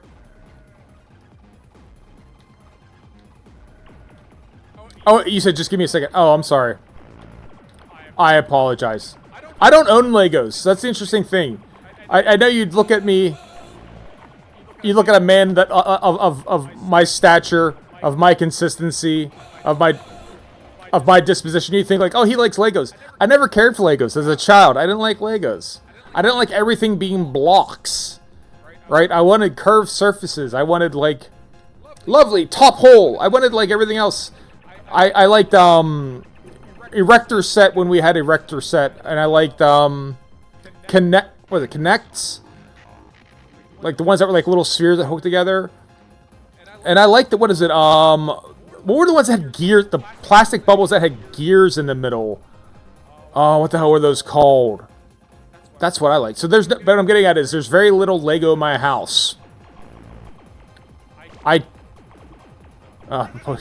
Yeah. A little Pee Wee Herman in there. The only Lego I have is, I mean, it just so happens to be within arm's reach. But this Lego Japanese takoyaki stand that like opens up that my wife got me that I put together because I love Japan, I love Osaka.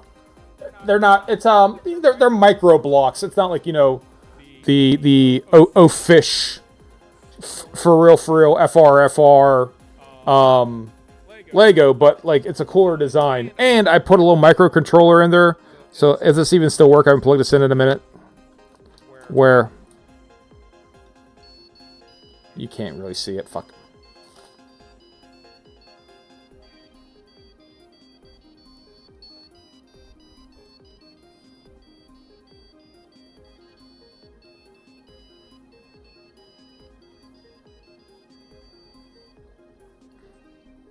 And then I have a little light along the top that I put in, so it like lights up like it's neon. But I don't have a cable long enough to get it to the screen. So I can always step on these, Platty. If you insist, I can step on those. But yeah, that's the only, I think that's the only Lego that's in our house. We have that, and I have 2 or 3 little Shinkansen. One of Japanese, I've been to Hong Kong. So far, amazing country. Yeah, like I think I told you that we'll be going to Japan for most of May. April. I should have it. I should know it better. What, we leave April 27th or 28th, and we arrive April 29th in Japan, and we're there until May 26th or something like that. And I still plan to stream from there. I don't know what I'll be streaming. It's not like I'll have my desktop PC with me. And it's not like we have unlimited data, so it'll be an interesting experiment. We'll figure it out. But yeah, it's we love going. It's big fun. All right, where's my controller at? Oh, I managed to drop it. That should tell you something. Stream where you can. Yeah, obviously respectfully. Yeah, I am very like I'm the dude who goes. And I try to speak Japanese until someone speaks English to me, and then I thank them for it. But I'll sit there and I'll do my best to call people together, because I'm visiting them, they're not visiting me. Right? I'm here to see Japan. They're not there to see Blaine. So I do my best to fit in. We're very respectful. We're really very good about it. So this is like half this game though. This is half Tempest, half Grid Runner. So I like this. I could play this. I could enjoy this.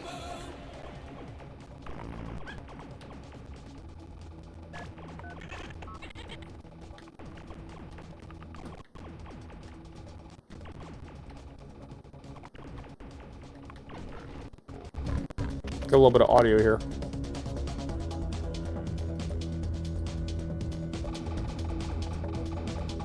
Like the little Pee Wee Herman sound effect, I'm assuming is not licensed.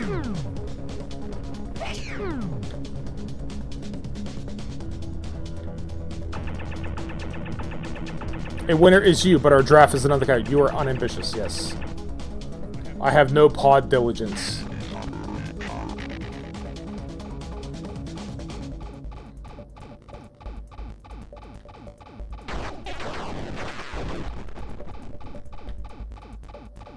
Yeah, so like this is like flying around like a music visualizer and also playing a game.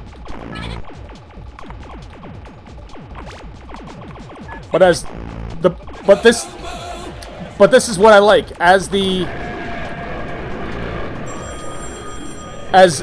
game gets faster and the points get higher and the sounds get crazier.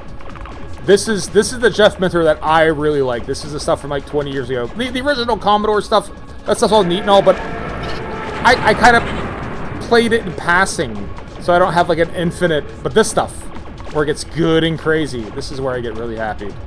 And I could just sit here and bliss out to this.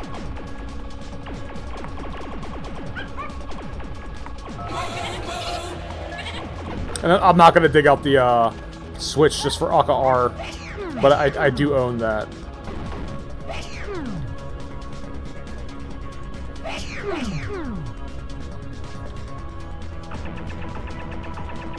I respect his decision to keep all the games in a 4x3 format. But again, it's like a 70 megabyte game. Alright, let's get into Moose Life, and then we'll be done with Jeff Minter stuff for the moment. But, yeah. I'm super glad that they did this. Like I said, usually you wait until someone dies before you go through and go recognize, like, oh, he was like a genius.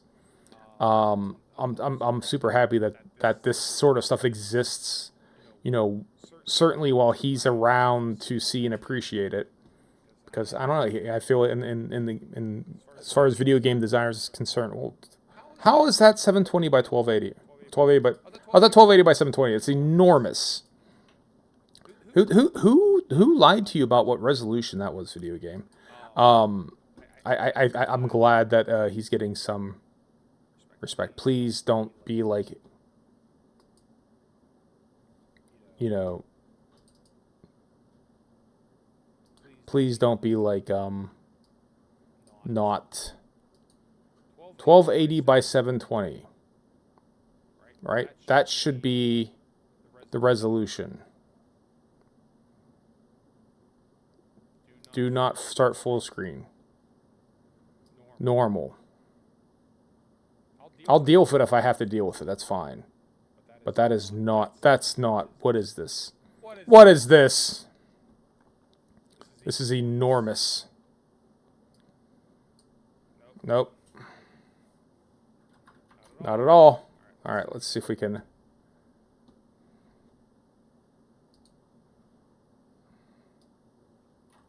What are you doing here? Lock. Lock all this shit. Lock it all except for the game. Lock it down. I'm trying to click on the game. What the fuck?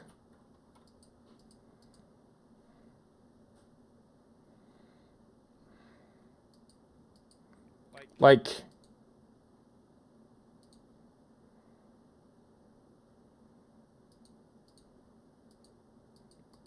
Okay, hold on.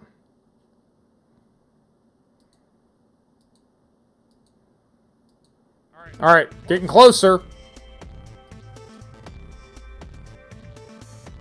Look at that ratio. That's not 16 by 9. Whatever. Okay.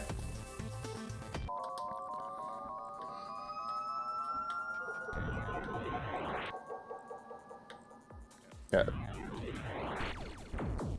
And this is one of his more recent games other than Aka R. But like, look at the color palette, right? It's still like the Spectrum color palette. It's that pink, that blue, that yellow. The sound effects haven't really changed in that time frame. It's all there's a lot more of it. There's a lot more pixels. Oh, that's not a power up. There's a lot more energy. I know you could like flip. How do you flip the script? How do you jump up? There you go. That's how you get on the roof. There's a lot more vibrancy to everything. But you know, The dude never developed. He never had to develop any new tools.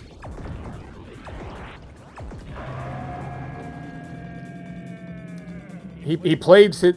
He plays his instrument and he plays it well, right? Let's try this again.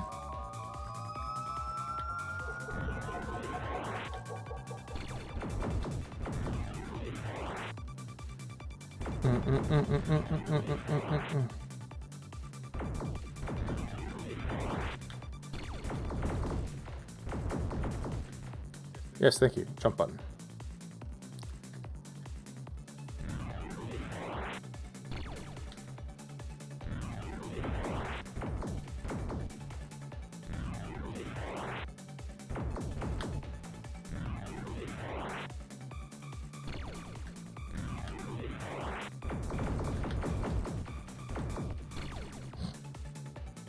Power pills.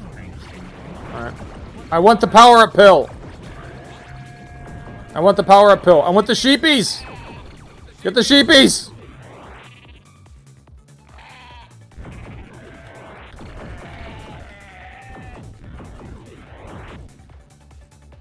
Now we're playing video games.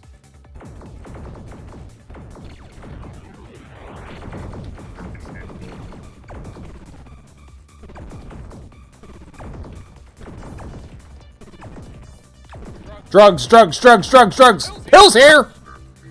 The bucks, yes!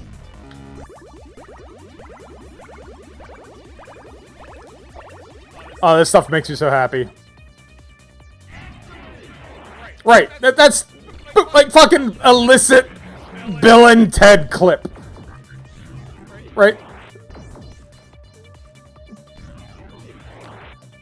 And in a lot of ways, I feel like when you look at it, like back in the 80s, like I said, you had like Britain was really on, in England was really on the cutting edge of like game development because so many people had access to machines, because you know there was a market for both buying and making the games and playing the games at home. And then they kind of, I don't know exactly how they lost their momentum on it, but it ceased to be the case. Alright, thanks for stopping by, Jin. Like if Nintendo hadn't entered the North American market, right, and like revitalized the game industry post Atari, would all video games now look like this? Right? Is this like from like an alternate dimension where Nintendo was like, nah, no, and instead of things having like an overall like Japanese aesthetic to it, because you know that became like the video game mecca. Would the video game mecca have become Wales? Would have been Cardiff? Would like fat Americans go to Cardiff and like dress up like their favorite Jet Set Willy character and go to like all the different used game markets and buy their specky games? Their what the fuck is it? KP whatever his name is. Woo. Fuck. There you go. It might have. But this. I love all of this. I love all of this. And I get why they don't have this in that game, because it's all very, very recent. But this is my Jeff Minter stuff.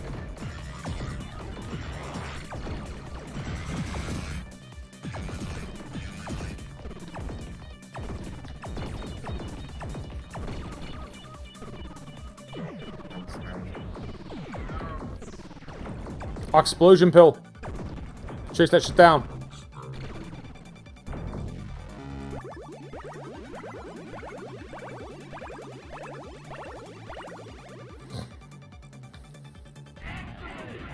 Excellent indeed.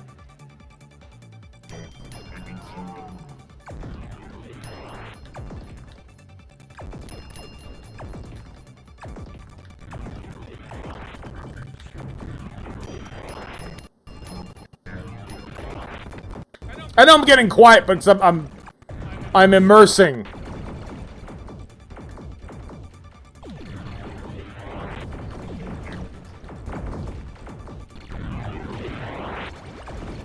The stimuli is here, and I'm here for the stimuli. Get the sheepies, get the sheepies, get the sheepies, get the sheepies, get the sheepies, get the sheepies, get the sheep. Sheep, sheep, sheep, sheep, sheep, sheep, sheep, sheep, sheep, sheep, sheep, sheep, sheep, sheep, sheep, sheep, sheep.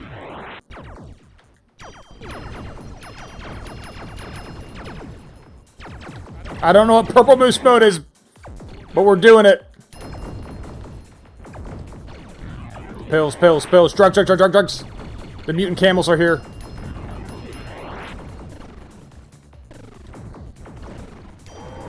Fuck.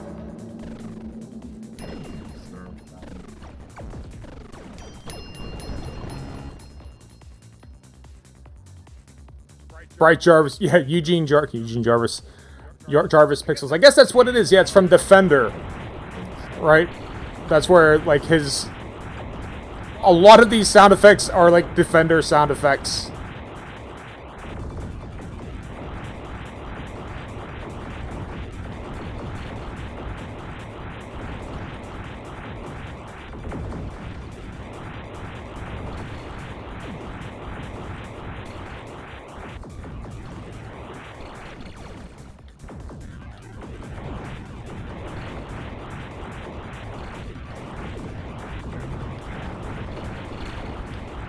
Draft party coming at you.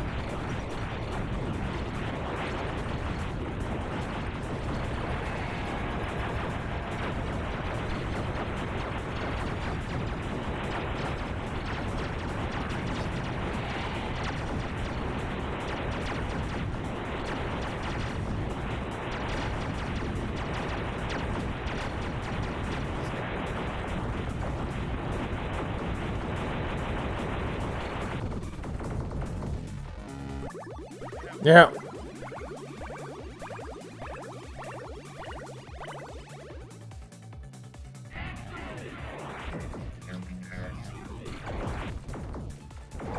Oh, all right, enough. I can't. All right, talk to us. Sorry, yes, sorry. But yeah, so there you go. Those are your Jeff Minter games. Available. Oh, we just need to exit out. We just need to exit out. But that's it. That's just like pure unadulterated digital stimuli, right? Just like drip, drip, drip, drip, drip, drip, drip, drip, drip, drip. The numbers are getting bigger. The sounds are getting more panic. It's getting higher. It's getting faster. It's great. It's great. It's great. They're great games. They're great games. Great games. And again, for the time today, I'm really, really, really. It's like personal tragedy averted.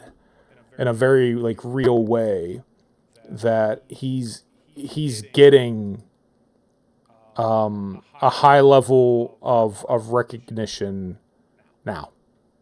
Like, I think people absolutely know who he is. Like, you know, it's not like I'm saying like I'm the only one who knows him, but he's not like a Hideo Kojima. He's not a Shigeru Miyamoto. He's not like a game designer that everyone thinks of when they think of game designers. He's a little bit more, well, let's just say niche than that.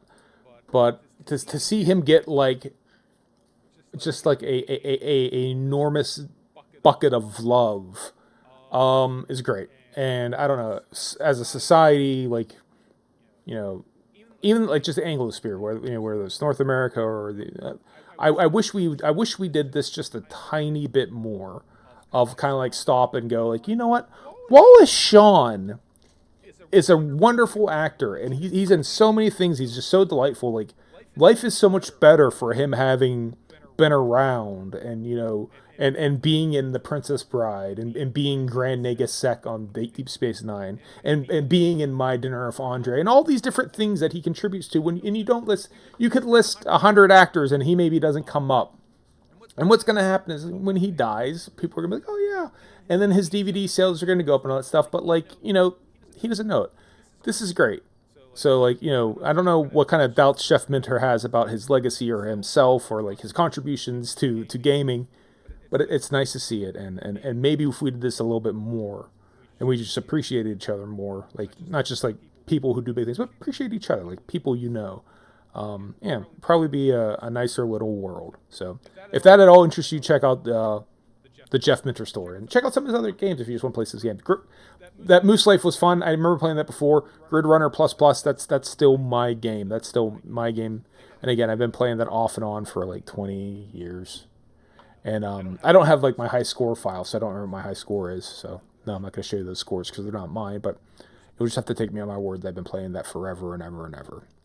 But yeah, so that leaves us about like an hour left. I think I'll switch over to warm up with some Phasmo. I do feel like playing Phasmophobia, but I didn't want to not take the time because I saw this a while ago. I didn't want to take the time to not actually play this. So let's switch to Phasmo. Changing the game title over to Phasmophobia. And hop out of here. Yep, done. I got it. We'll get our shit all wired up here. We'll play for about an hour. And then we'll be wrapping up, heading off to Jinnerbomb or whoever's out here playing video games whose company we enjoy.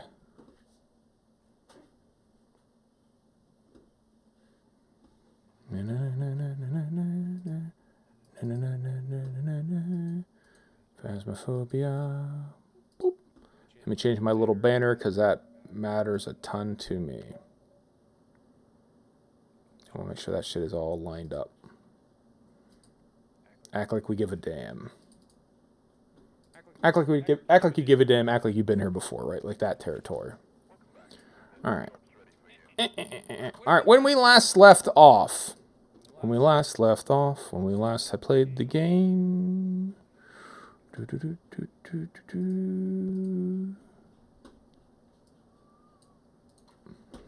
Let's see, what level were we these days?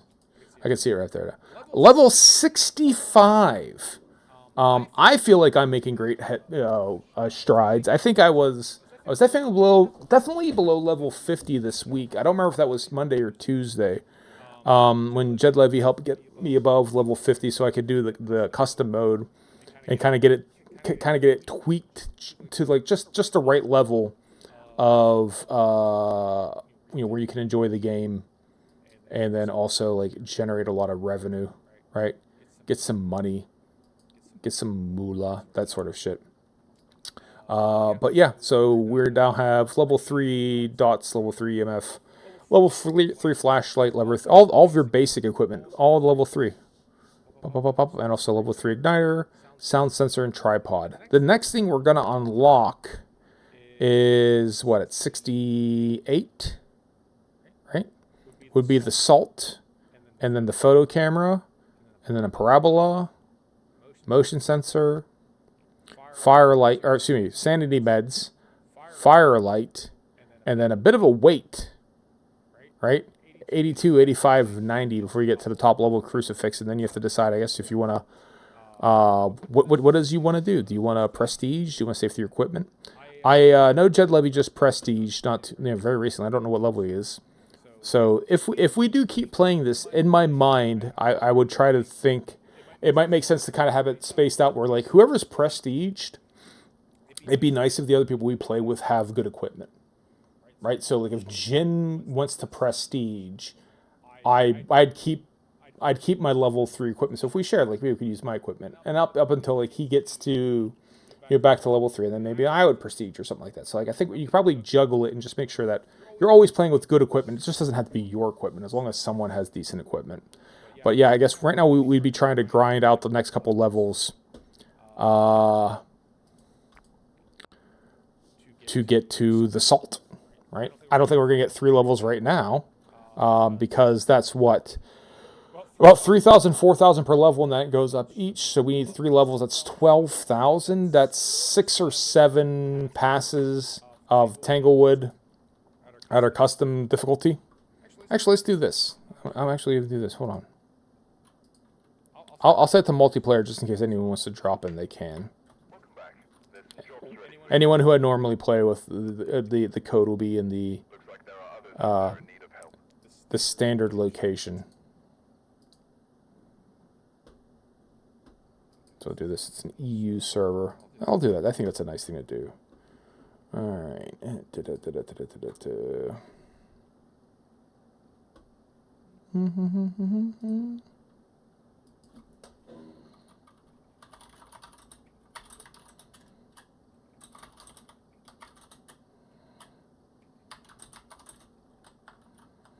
Stop it, you.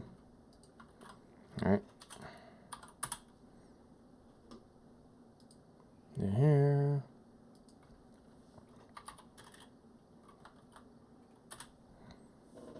Alright. And if anyone joins us, nifty. If they don't, hey, we get it. Tanglewood to start. Simple. Let's loosen up a little.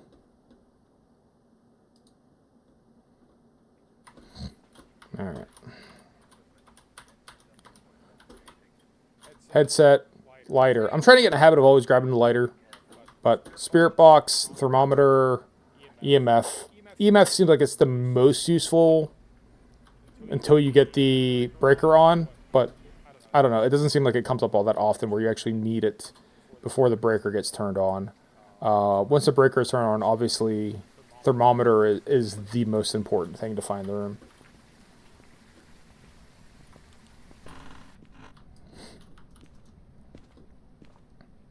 But, you know, I think I found the room before getting to the breaker once with the EMF. Like, that's it. Like, right, so it's probably the basement is what we can go by. But we'll still get the heat on anyways.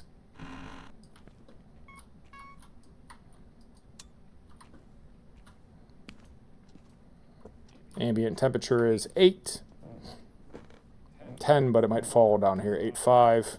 8.3, 8.8. So why are we EMFing down here if this is not... Or was that in the kitchen? You know, yeah, it just said those over there. Maybe it's actually the dining room. Uh-huh. There it is. Alright. So, see, like, it does... You can do it. I just... I lost track of which floor I was looking at. Assumed it was... Oh, it's the basement. Nope, it's the kitchen. Or the dining room. Light switch. Light switch. Light switch. Light switch.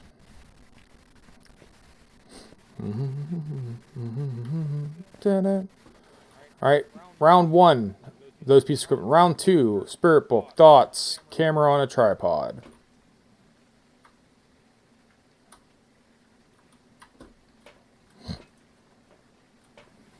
So it's funny, when I first started playing, I was really reliant on Ghost Orb. It's because of the equipment, right? Ghost Orb, you can immediately confirm. The thermometer, you have to stand there for a minute or two and wait for it to drop. And, like, is it going to go up? Is it going to bounce? You know, how does it work? So, yep, there's your Ghost Orb. Ghost Orbs were the easiest thing. Doesn't matter what camera you're on, it would still be the same orb, and you'd see it right away. But now, the other equipment is slightly more useful. How the hell...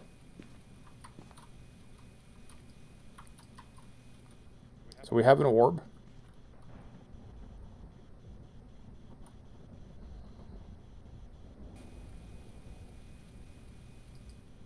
Straight ahead. EMF 2. How old are you? Are you talking to me? Yep. Orb. Spirit box. Step into the light. Orb, spirit box. Look at what our bonus missions is. And here's the thing, like, I'll be honest with you, I don't like playing it when there's less than 3 evidence, because you could sit there and, like, bash your head against the wall, but what's the extra evidence? Because you just don't get it to appear.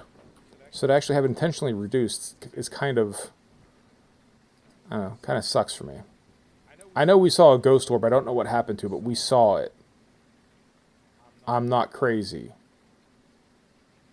At least not for these reasons. Incense photo. Well, we'd like to get a photo, wouldn't we? How's our sanity? Fine. Alright for the moment. I know I saw a ghost orb, like, where the hell?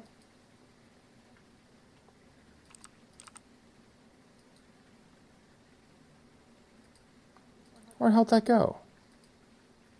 Oh, there it is.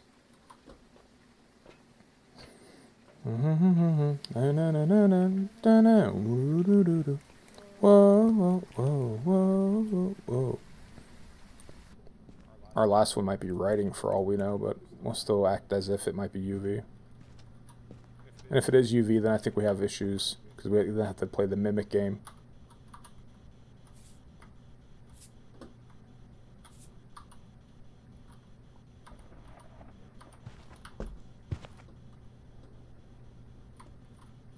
Yep, ultraviolet. So now we got to play the mimic game, because you have ultraviolet. And you got, I didn't get that foot in time.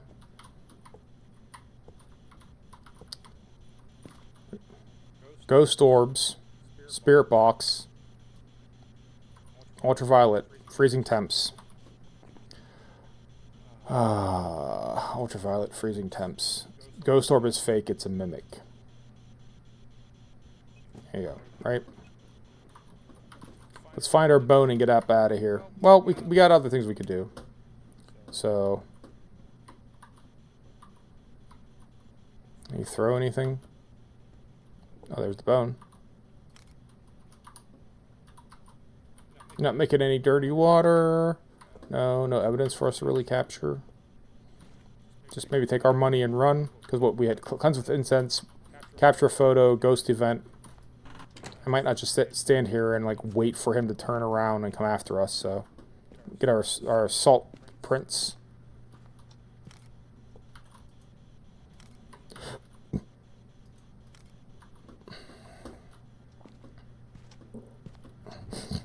That's the mimic.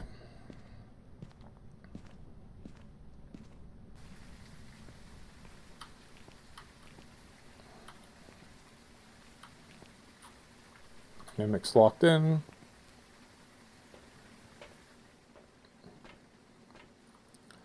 Repel, capture. I guess we're not going to get any of those. Because I'm not going to sit there and fuck around until it happens. So off we go. We'll take our points from the mimic. I wish there was like a time bonus. Right? Like, because I think the only bonus they give you is based on size. Which is nice because you don't want to necessarily rush people.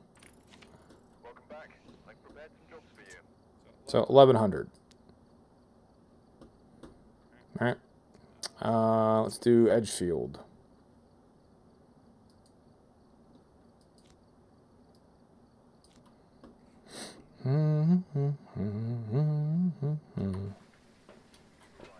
Always grab the lighter first. No reason not to.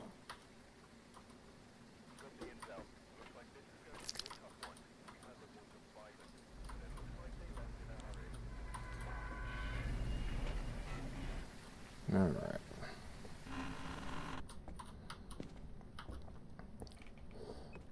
Oh, so garage maybe?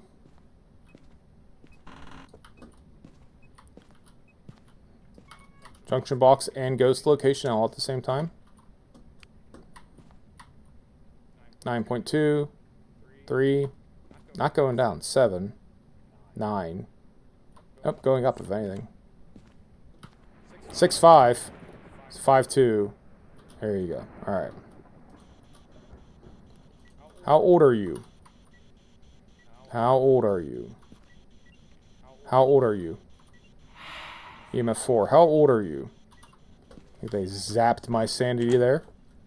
So what was that? Oni or Ure if I'm really low in sanity?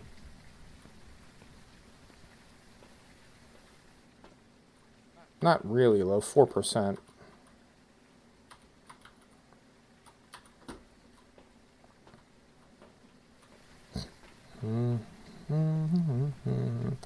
Tell me, can you feel it? Tell me, can you feel it? Tell me, can you feel it? The heat is on. At 5? Or only 4? 5. EMF 5. Alright. How old are you? 3.9.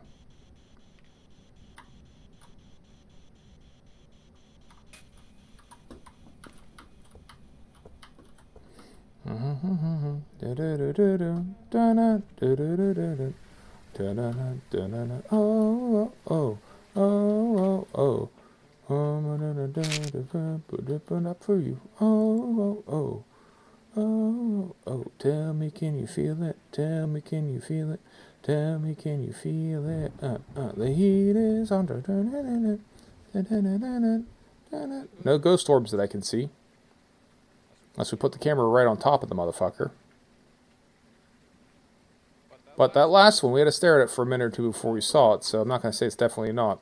Witness a ghost event, capture a photo of the ghost. Again, that would be great. I don't know that we can always control that.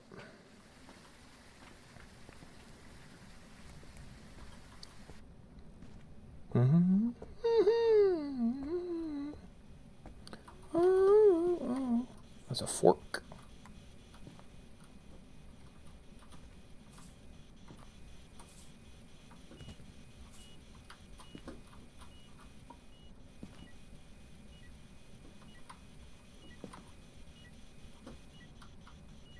Alright, interested in writing, huh?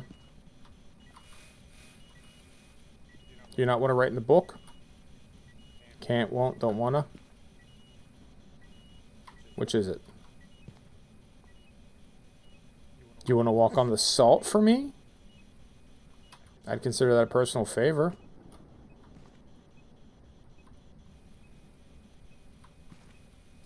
I'm gonna sit here and...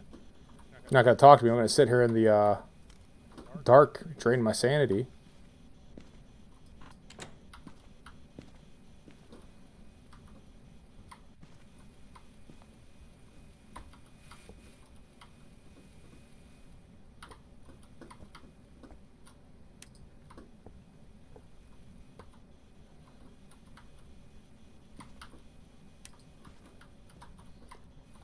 How old are you?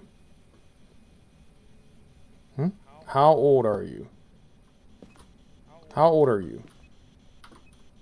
How old are you? How old are you? How old are you? How old are you? Cold but not freezing, but getting close. Cold. Get freezing. How old are you?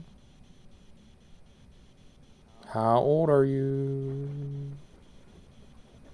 EMF 5. Is that Goryo? It is Goryo, so we might have dots and I might not be able to see him yet. How old are you? So play it at me, huh? How old are you? How old are you? Now we're going to give up on the how old are you shit. Alright, is Wraith still on the tape? EMF 5 should still be Wraith. So maybe that's why the salt's not getting fucked with. Shade is also not a no. So maybe when I walk away... No, I don't think you get any EMF when the shade was there, so... I don't actually think that's it. Get a motion sensor. Sanity capture a photo. Oh, yeah, again. Extra salt just in case he burns through it. Like I know he will. I'm going to walk back here and the salt is all stepped on and I can't check for UV or nothing. Just the one. So not a Wraith. Is that UV there? Or is that the dots? That might have been UV. I can't tell. UV. Alright. Obake, Jin, Goryo. So hey, Goryo's a chance. So I guess we'll go check for dots in the truck. And if we see it there, then it's the Goryo. Right? No writing or nothing.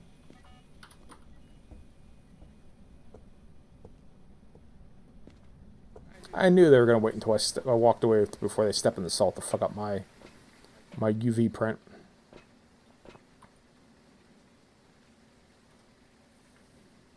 Throwing shit everywhere. Everywhere. Very upset. Terribly angry. Alright, fuck it, let's...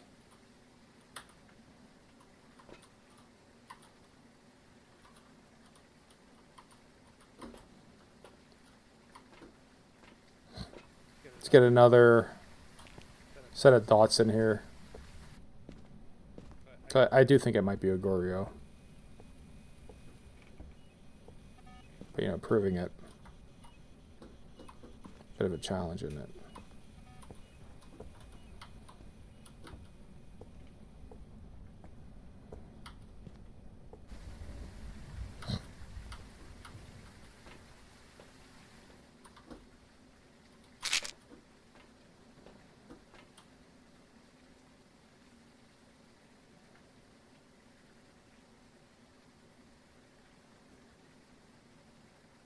Alright, so let's say it's not a Goryo.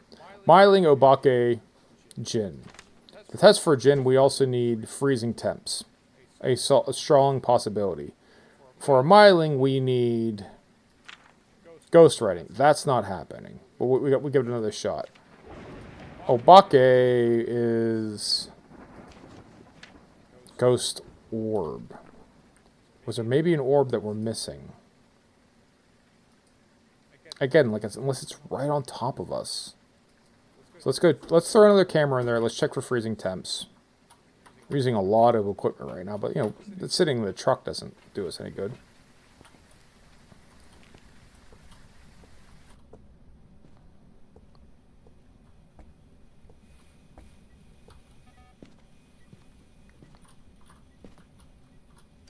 So we can stop these. Alright, then. There you go, so this whole area is flooded. Like, what more do you want here? Freezing temps? Not yet. Not that cold. Not riding, so we'll just say not Myling.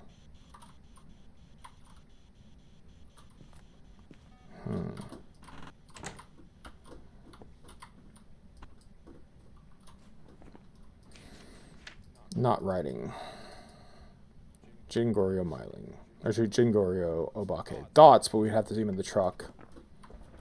Freezing temps don't seem to be happening.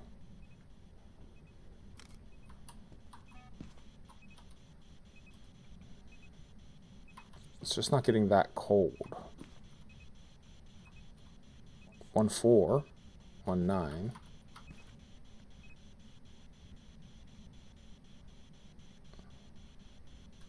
So dots or ghost. Alright, so I guess if it's dots or ghost orb, then we're in the truck and we're just staring at the screens until we see either dots for Goryo or ghost orbs for Obake. Right? And then it could be a Jin, and what are we gonna do about that? The answer is nothing. There's nothing we can do. We can only go by the evidence they give us.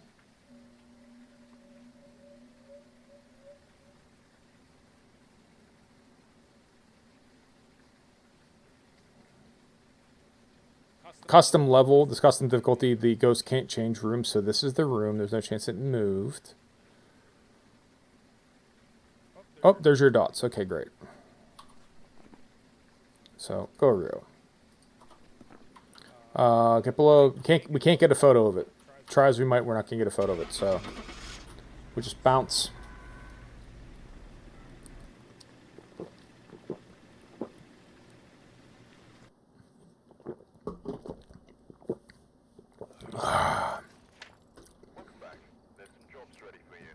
That one took a lot longer than I wanted to, but alright. Willow Street? Well, Ridgey, we'll just sort of make our way through.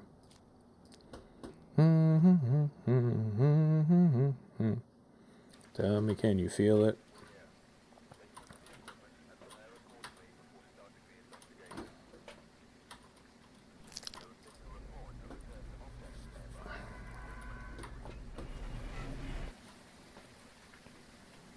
I don't know this map nearly as well as the other ones. We don't play here as often, so there's a lot of I don't even know where the power box will be. I'm assuming the basement, right? Like, it seems like basements and garages. These are your options for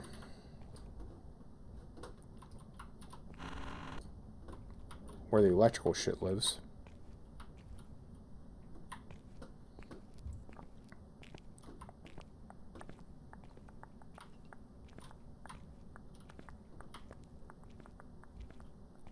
Like, I don't even know where to look for it, where it might be. If I found it. There we go. All right, ambient temperature is 99, 84, 88, going back up. Okay, so not plummeting. 94, 96, 89, 10. Where was that noise at? 89 over here. 95, 49. So right here. Was this the dining room? Okay, so like right as soon as you walk in, huh? How old are you? How old are you?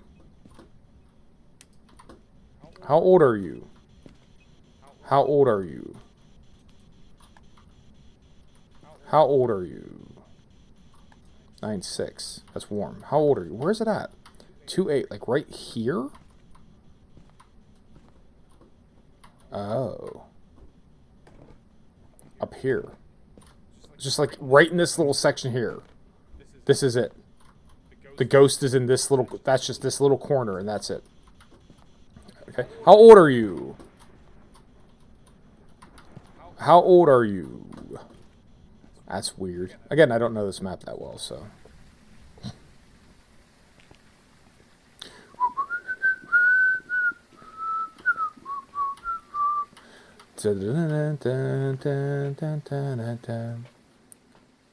Second loadout. Dots, camera, tripod. Ugh. The book.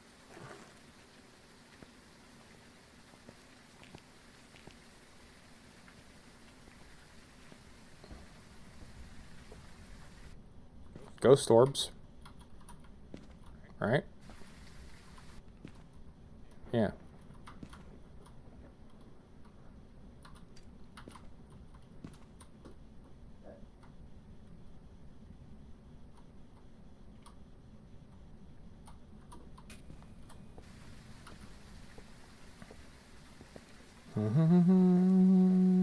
Ghost orbs.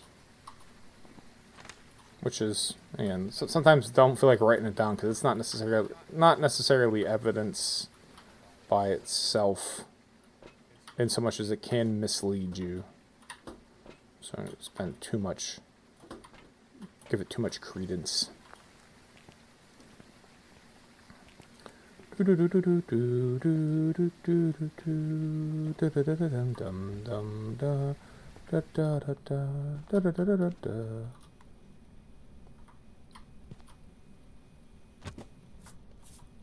don't like the book. Dots. UV? Not UV. Probably not ghostwriting. We don't seem to like that. How old are you?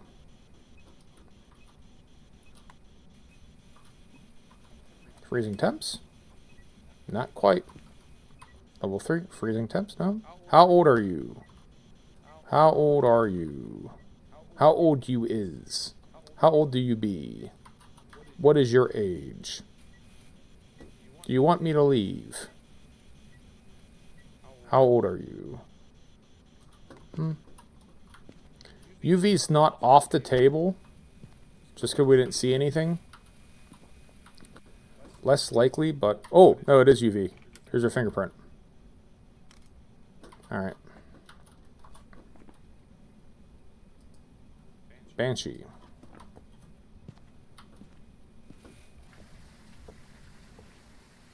Alright, we can try to get a photo of the dots. A little extra money. What else do they want us to do here? Pills here.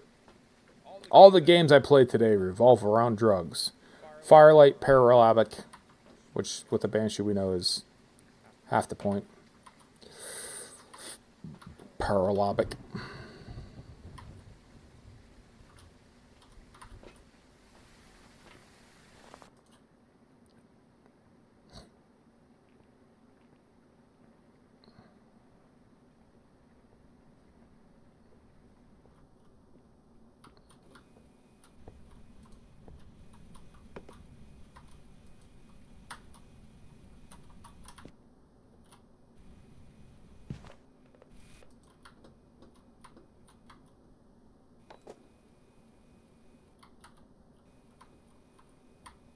Blow out the candles, please.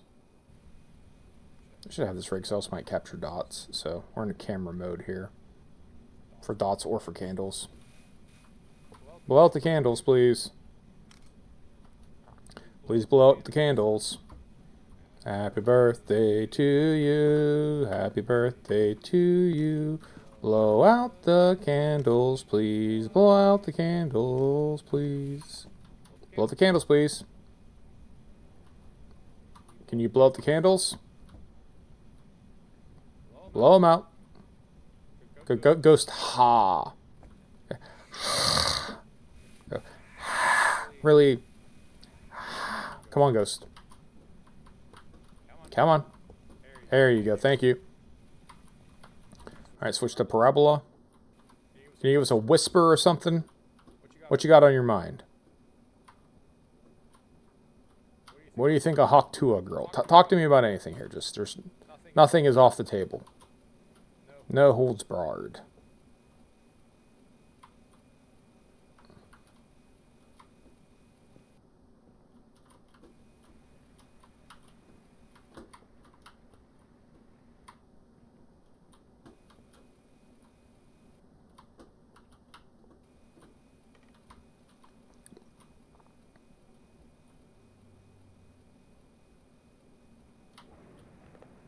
It's hard to believe that, like, her throwing shit at me and, like, the ghostly apparition doesn't necessarily qualify as a ghost event. That's sort of odd to me.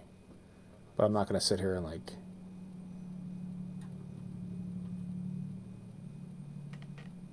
wait all day for them to do something for an additional... Again, albeit maybe $20, another $100, but, like, you know... Is it worth the time when we know what it is? This is useful because I don't think I've ever heard the Banshee scream before.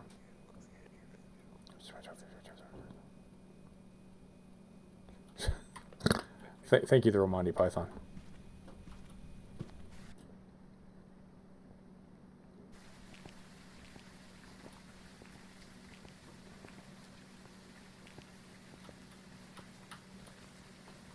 Alright. So that's 2 of our check marks. Yeah, I mean, like, I guess I get what they mean by ghost event, but come on. That's this. What would you call that? That's not a ghostly event? I don't know. It's the game's rules on the game, the game schedules, the game's rules, the game what have you.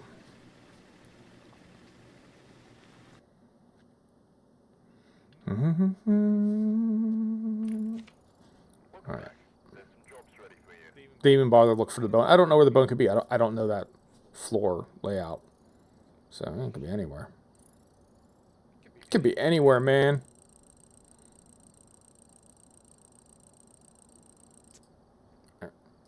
Do I have don't we have dailies? What are the dailies? Or did I just check them off, not paying attention? Reach 0 sanity starter, play a medium map.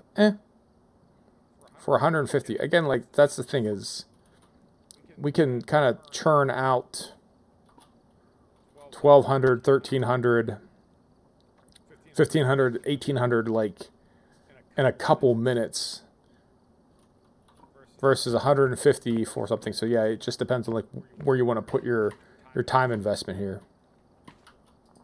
So 66, 68. So Salt's still a bit away. I'm not necessarily going to go and chase that down. All right, I feel good. I feel loose. I feel limbered up. Not that, like, you know, I've been playing this game quite a bit lately. But yeah, if we're still on for Thursday Phasma, I'll be ready for it. And if we don't, then I'll play a lot more of it tomorrow. So on that note, I'll start to do a bit of a wrap up here. As always, we'll go through and thank everyone. Jinnerbomb, thank you for the resubscription. I appreciate it. Thank you, man. It means a lot. Appreciate everything you do. Guys, if you're not watching Jinnerbomb, please go watch Jinnerbomb. Jin plays The Binding of Isaac. Usually does the daily with that. He plays Phasmophobia off of me. He plays Dead by Daylight. He plays all kind of shit. He was playing, what was he playing? Zillions yesterday. I saw that. Some sort of roguelike deck builder. I don't know if he was streaming or not, but I saw him pop up on Steam. But he's great. Go watch Jin. Super entertaining. Throw Monty Python, thanks for stopping by. Thanks for chatting. Thanks for putting up with my horseshit. Screaming Platypus, thanks for stopping by. Thanks for chatting. Tell Human Debris, I said, what's up? To everyone else who's watching, I'd like to thank you for watching me play video games. You did not have to watch me play video games. You could have played video games yourself. You could have done something utterly unrelated to video games. You could have watched a movie. I don't remember if I recommended this, but I'm going to throw it out there anyway. You could have watched a documentary called The Great Happiness Space, Tales of an Osaka Love Thief. It's about 15, 20 years old now, so it's getting a little old, but it's a documentary about host clubs in Japan where basically women come in and pay money to have men sit there and drink with them, right?